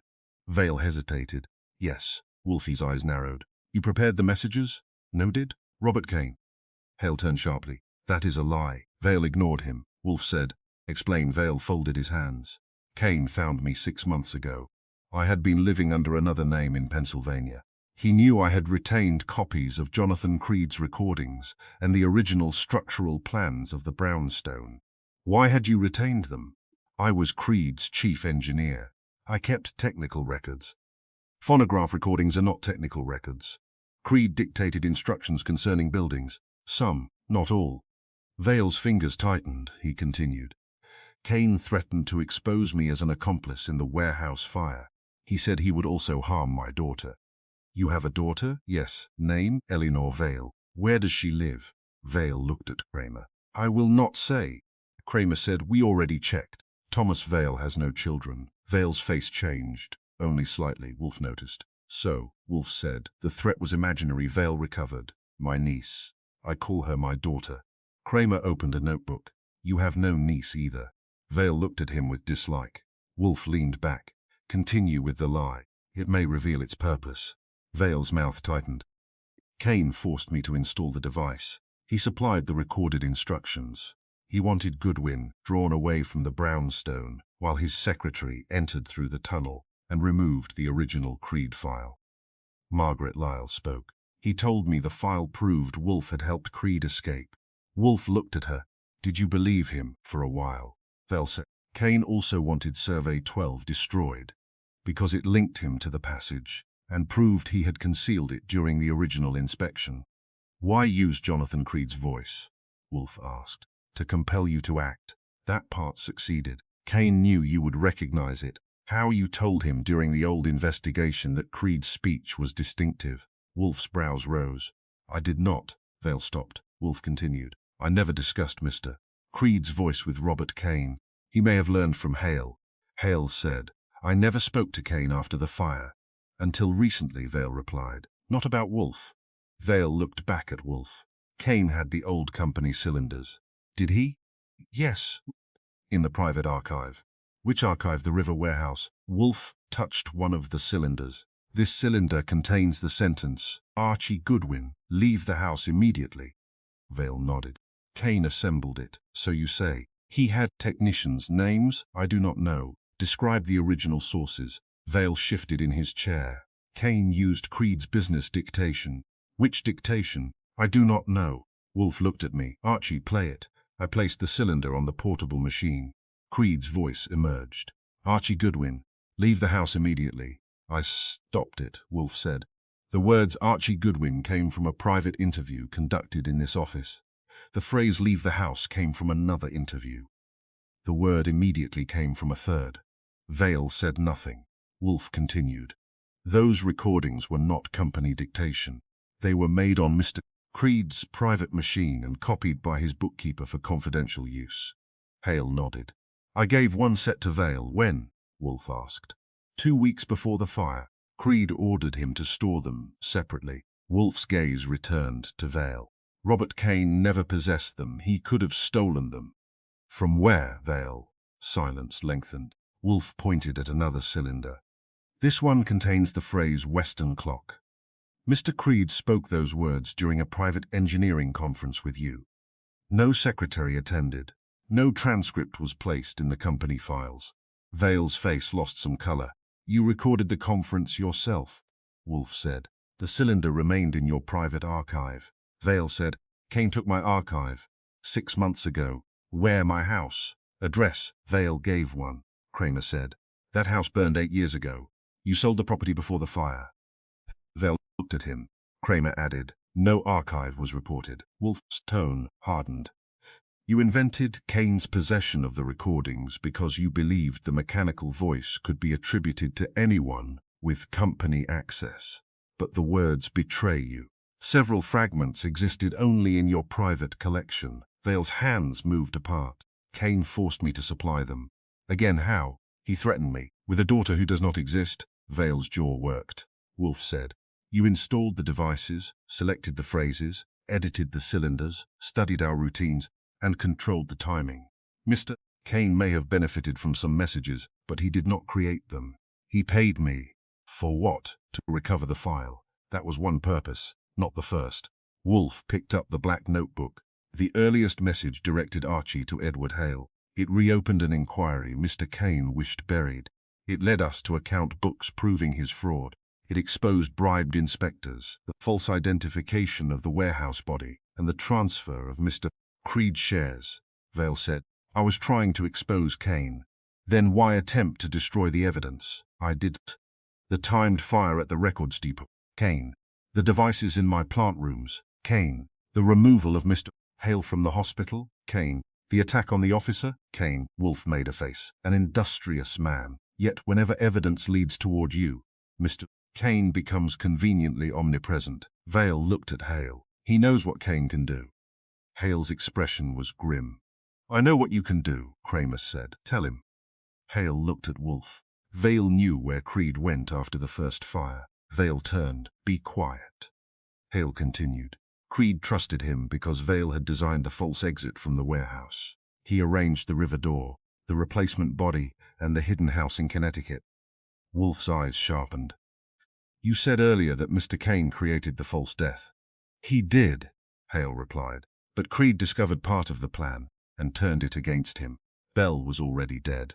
Creed decided to let Kane believe the body would be identified as his while he gathered proof. Who suggested the Connecticut house? Vale stood. Kramer moved forward. Wolfe said, Sit. Vale remained standing. Kramer put a hand on his shoulder and returned him to the chair. Wolfe said, Mr. Creed survived the warehouse fire. How long? Hale looked at Vale. Vale said nothing. Hale answered, Several months. That contradicted his earlier account of 4 days. I said, You told me Creed vanished after 4 days. I lied. Why? Because Vale warned me that if I revealed the longer period, Kane would learn where the hidden funds had gone. What funds? Hale looked at Wolfe.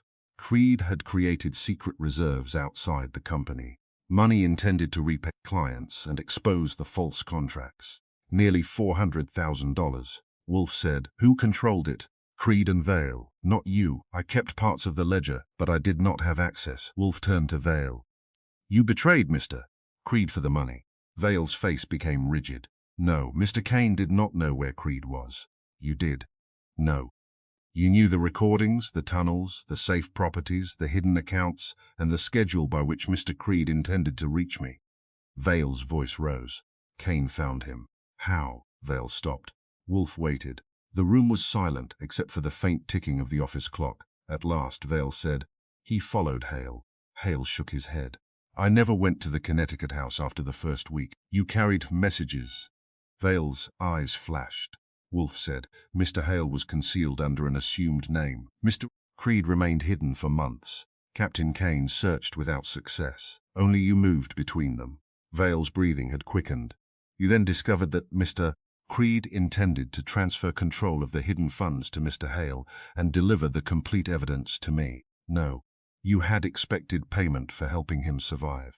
Instead, he planned to expose everyone involved in the original fraud, including the engineer who approved unsafe structures and concealed tunnels.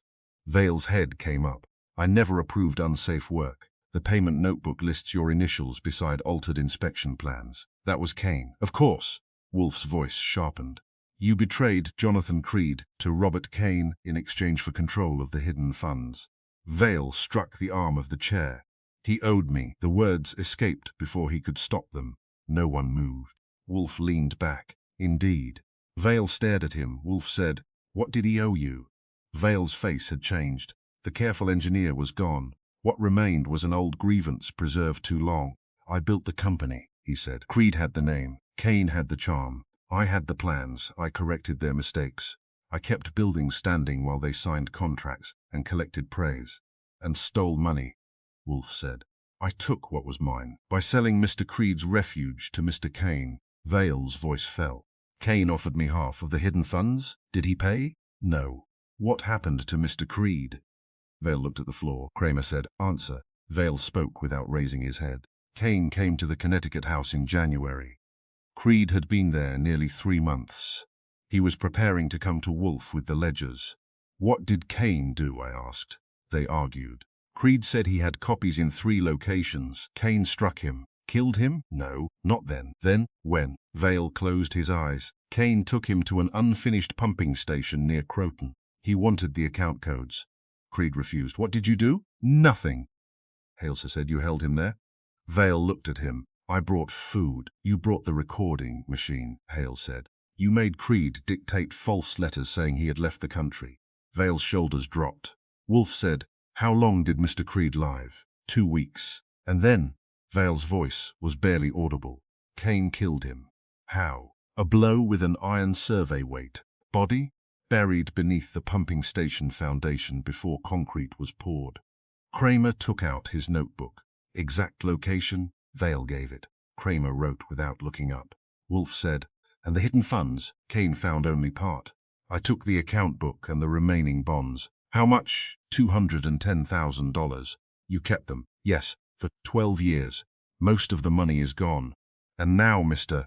Kane learned you were alive." Vale nodded. "He found Hale first, then me. He wanted the old account book and the cylinders. So you created to bring Wolfe into it. Why not come openly?" "Because Kane would kill me." "He nearly did." "Yes." Wolfe pointed at the fire device photographs. "Did he install those?" Vale hesitated. That hesitation answered before he spoke. "No." "You did." Vale's face tightened. "I needed to destroy the wires after the messages. You placed kerosene beside my orchids. I did not intend the fire to spread." Theodore would have appreciated that distinction less than Wolfe did. Wolfe's tone became cold. "You arranged the Records Depot trap as well?" "Yes, with Hale inside. I expected Archie to arrive early. You risked killing him. I needed the evidence found and Kane frightened." Hale stared at him. "You tied me to the chair. You refused to cooperate. You tried to burn me alive." "The clock was set with enough time," I said, "until someone changed it." Vale nodded. "Kane's man reached the depot before you. He advanced the mechanism. That part was possible, but Wolfe did not pursue it yet." Wolfe said, "Your purpose was not justice." Vale looked at him. "No? You wished to expose Mr. Kane while concealing your own betrayal. You used Mr. Creed's voice because the dead cannot correct a confession. You directed Archie toward evidence selected to condemn Kane and away from evidence that identified you." Vale's eyes moved to the old file. "Survey 12. Yes. It linked you to the tunnel. The private cylinders linked you to the manufactured voice. Mr. Hale linked you to Creed's refuge.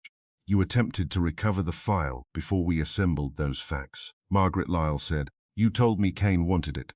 "He did, but you wanted it more," Wolfe said. Vale said nothing. Kramer closed his notebook. "You're under arrest for kidnapping, arson, burglary, assault, conspiracy, and whatever we find under that pumping station." Vale looked at Wolfe. "You would never have reopened the case without me." "True. You would never have found Creed." "Also true. Then I gave him justice." Wolfe's lips pushed out. "You gave yourself an audience." Kramer called in the detectives waiting in the front room. As they placed handcuffs on Vale, he looked toward the phonograph cylinders. "For 12 years no one listened," Wolfe said. "You confused silence with innocence." Vale was taken out. Hale remained in the office, pale and exhausted. Margaret Lyle went with Kramer to give a formal statement. Saul left to accompany the search party north. That left Wolfe, Hale, Fritz, and me. Wolfe looked at Hale. "You have lied repeatedly." "Yes. You concealed Mr. Creed's survival, the hidden funds, and Mr. Vale's involvement."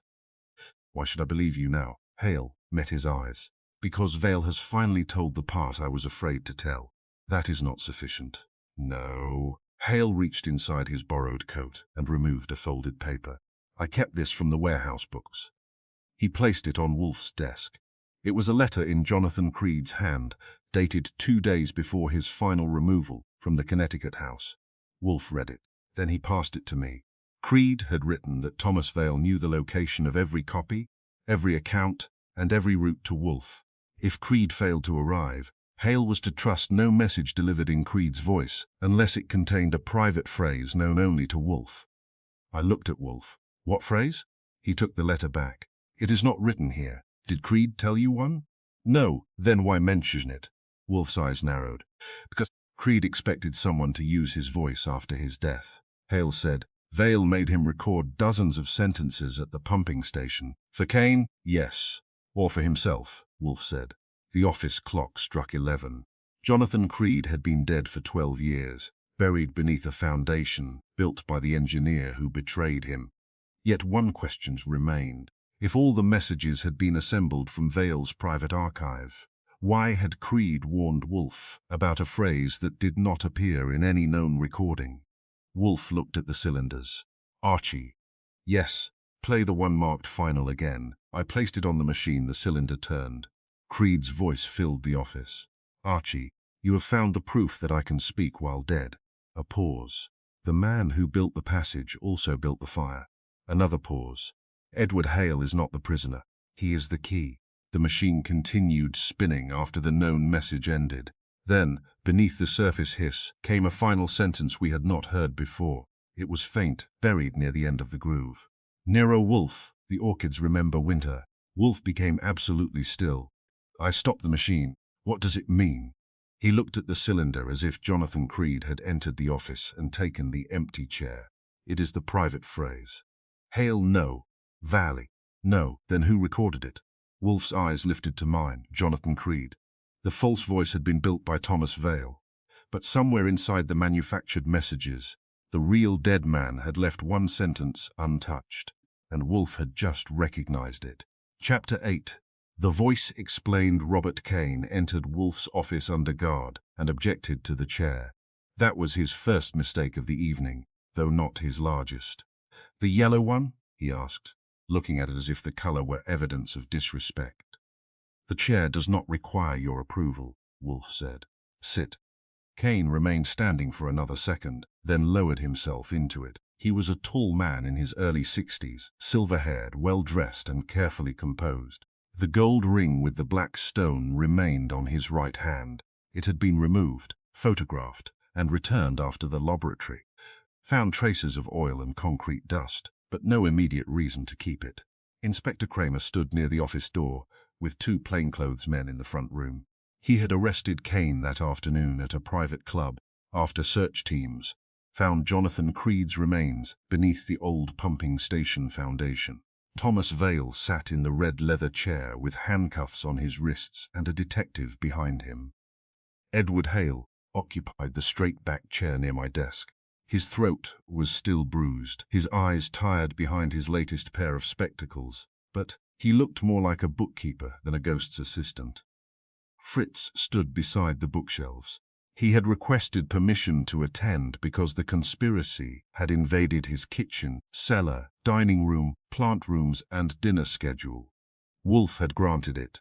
A man who defended the office with a copper skillet had earned a seat, but Fritz preferred to stand. I was at my desk with the case file, Survey 12, the account books, the phonograph cylinders, and enough statements to bury a construction company. On Wolfe's desk lay the cylinder marked final. The office clock showed 9:15. Wolfe regarded the company. This meeting will not be prolonged unnecessarily. Kane gave him a thin smile. Then release me. I have been arrested on the word of kidnappers, thieves, and frightened employees. Kramer said, You were arrested because a body was found where Vale said it would be. A body after 12 years proves little. The dental examination says Jonathan Creed. Vale could have buried him. Vale turned his head. You killed him. Kane did not look at him. Wolfe said, You will both have opportunities to accuse each other. That was your partnership's final product. Kane's smile vanished. Wolfe leaned back. 12 years ago, Jonathan Creed hired me to investigate fraud in Creed and Kane Consolidated Works. Municipal contracts had been inflated, inferior materials substituted, inspectors bribed, and payments directed through false suppliers. Kane said, Old allegations, documented transactions. Hale wrote the books, Hale answered quietly. At your order. You stole company money. I moved Creed's emergency fund after the fire. You charged it to me to make the theft appear personal. Wolfe raised a finger. Mr. Hale, do not assist unless asked. Hale nodded. Wolfe continued. Jonathan Creed discovered enough to suspect Mr. Kane, but not enough to act without exposing innocent employees and incomplete evidence. Edward Hale, his private bookkeeper, located the accounts connecting the false suppliers to payments made by Mr. Kane and approved through Thomas Vale's engineering office. Vale shifted in the red chair. I approved plans, not... Wolfe looked at him. You altered structural reports, concealed unsafe substitutions, and preserved access routes useful to the fraud. Your distinction is legalistic and inaccurate. Vale tightened. The warehouse fire changed the inquiry, Wolfe said. Thomas Bell, the night watchman, discovered preparations for arson. Mr. Kane killed him during the confrontation, then used Bell's body to create Jonathan Creed's supposed death. Kane laughed without amusement. That story comes from Vale. It comes from the body, the altered dental records, the payment to the dentist, the agreement purchased from Bell's widow, the changed fire report. And the account book in your private warehouse. You assume I wrote it. The handwriting experts do not. Kane looked at Kramer. Kramer said, "Your accountant identified the entries this afternoon. That accountant had been found trying to leave for Canada." Wolfe continued, "Mr. Creed escaped the warehouse with Mr. Hale's assistance. For several months he remained alive, gathering proof and preparing to come here. He trusted Thomas Vale because Vale had designed the hidden exits, controlled the safe properties, and knew the locations of the concealed records." Vale stared at the floor. "Mr. Vale then betrayed him," Wolfe said. Kane said, "They're your own conclusion. Vale delivered Creed to me. Perhaps he killed him too." Vale's head came up.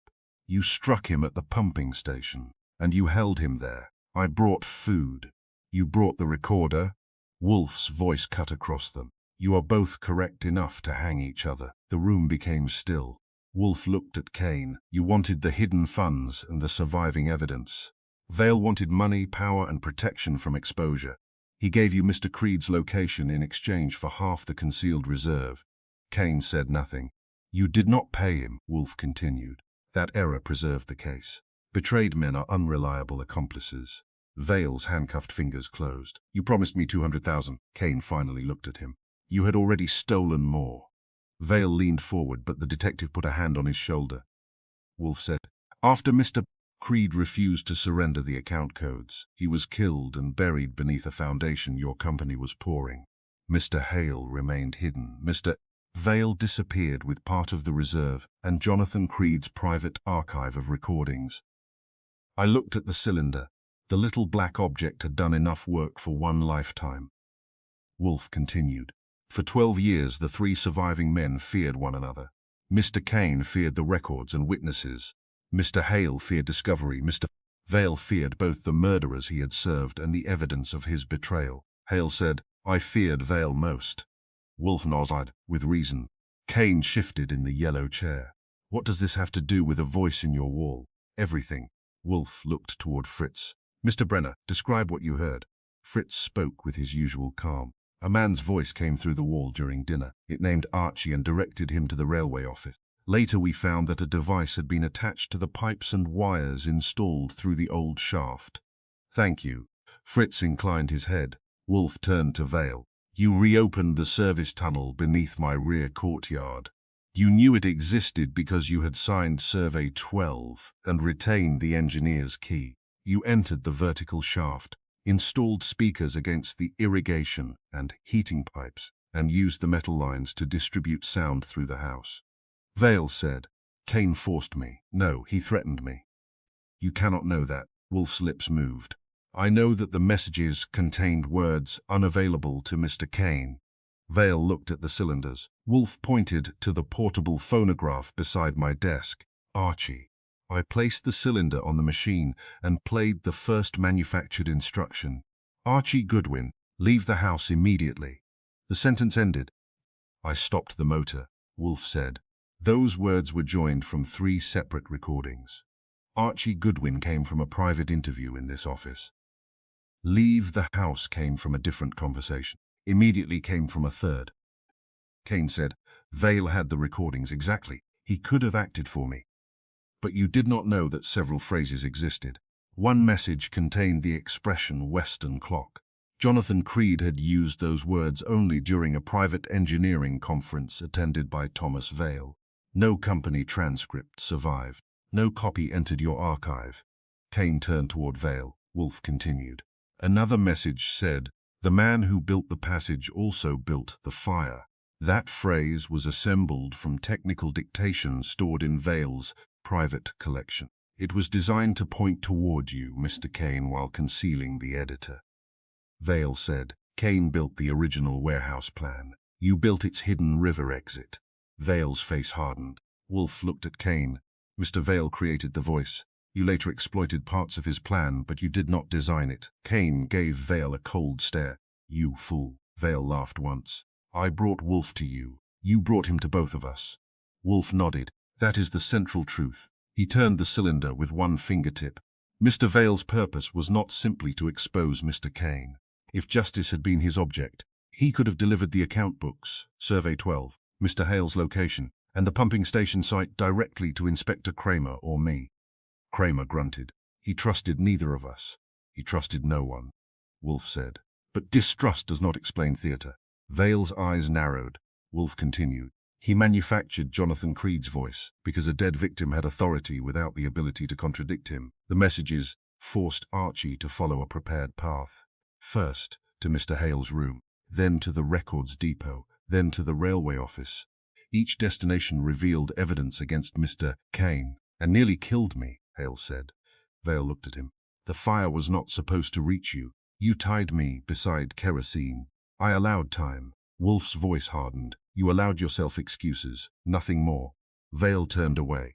The messages also drew Archie away from the brownstone, Wolfe said. While he followed the false instructions, Margaret Lyle entered through the service tunnel to obtain the old Creed file. Margaret Lyle was not present. Kramer had decided one injured secretary was enough for the district attorney that evening. Her signed confession lay in my folder, Kane said. She acted for Vale. She acted first under your threats and later under Vale's deception, Wolfe said. Both of you told her the file contained evidence dangerous to the other. Ultif picked Survey 12. In fact, the document was dangerous to Mr. Vale. It proved he knew the tunnel, held its access key, and had concealed it in the original structural report. Vale said. It also carried Kane's signature. Yes, that made it ideal. You could expose his knowledge while hoping your own signature remained overlooked. Kane said. He wanted me blamed for the voice. Precisely. Vale leaned back. You would never have found the records without me. True. You would never have found Creed's body. True. You would never have learned what Kane did. Also true. Vale looked almost triumphant. Then I gave you the case. No, Wolfe said. You gave me a performance in which you had written yourself as the frightened engineer forced to serve a murderer. The triumph disappeared. Wolfe continued. You staged Mr. Hale's first disappearance. You prepared the radio mechanism in his room, passed the black notebook through the wall, and used Creed's edited voice to direct Archie. Hale turned toward Vale. You drugged my tea. Yes, Vale said, to keep you still until Archie arrived. You removed me before he came. Kane's men came sooner than expected. Wolfe said that was where Mr. Vale's plan began to lose control. Robert Kane had discovered Mr. Hale's return and was following him. Kane's men interfered with scenes Vale had arranged. The result was overlapping crimes, I said, which explained why some messages warned us away from dangers Vale had created himself. Wolfe nodded. Mr.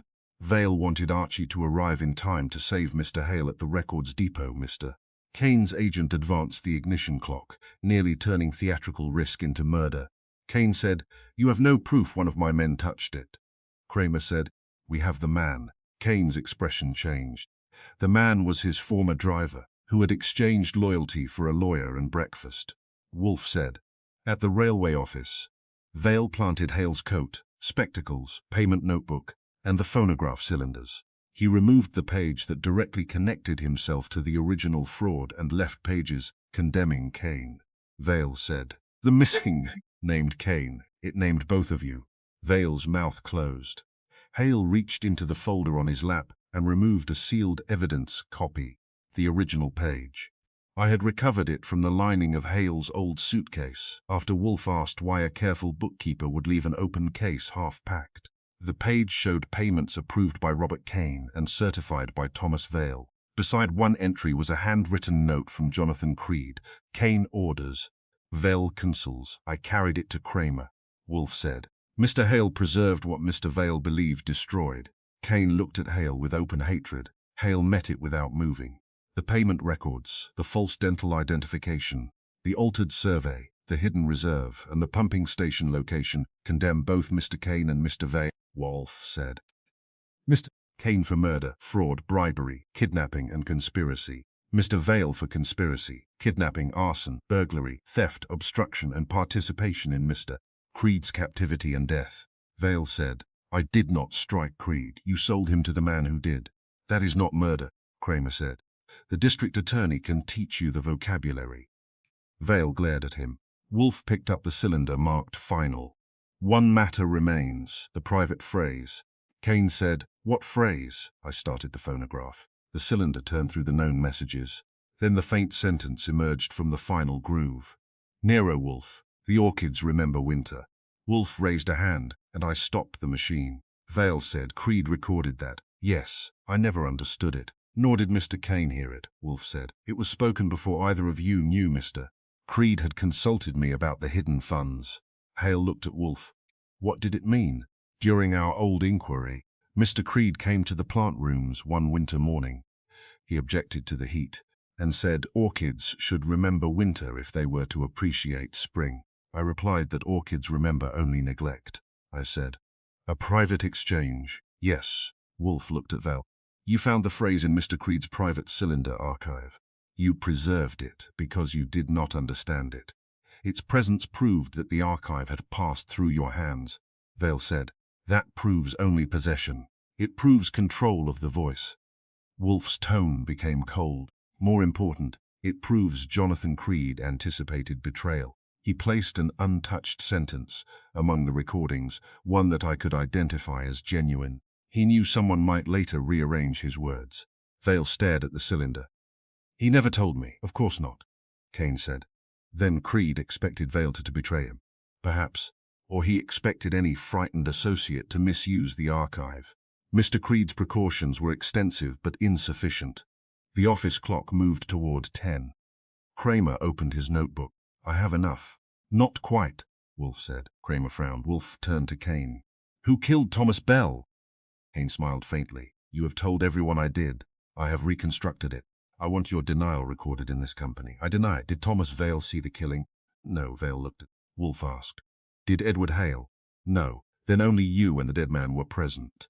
Kane said nothing. Wolfe leaned forward.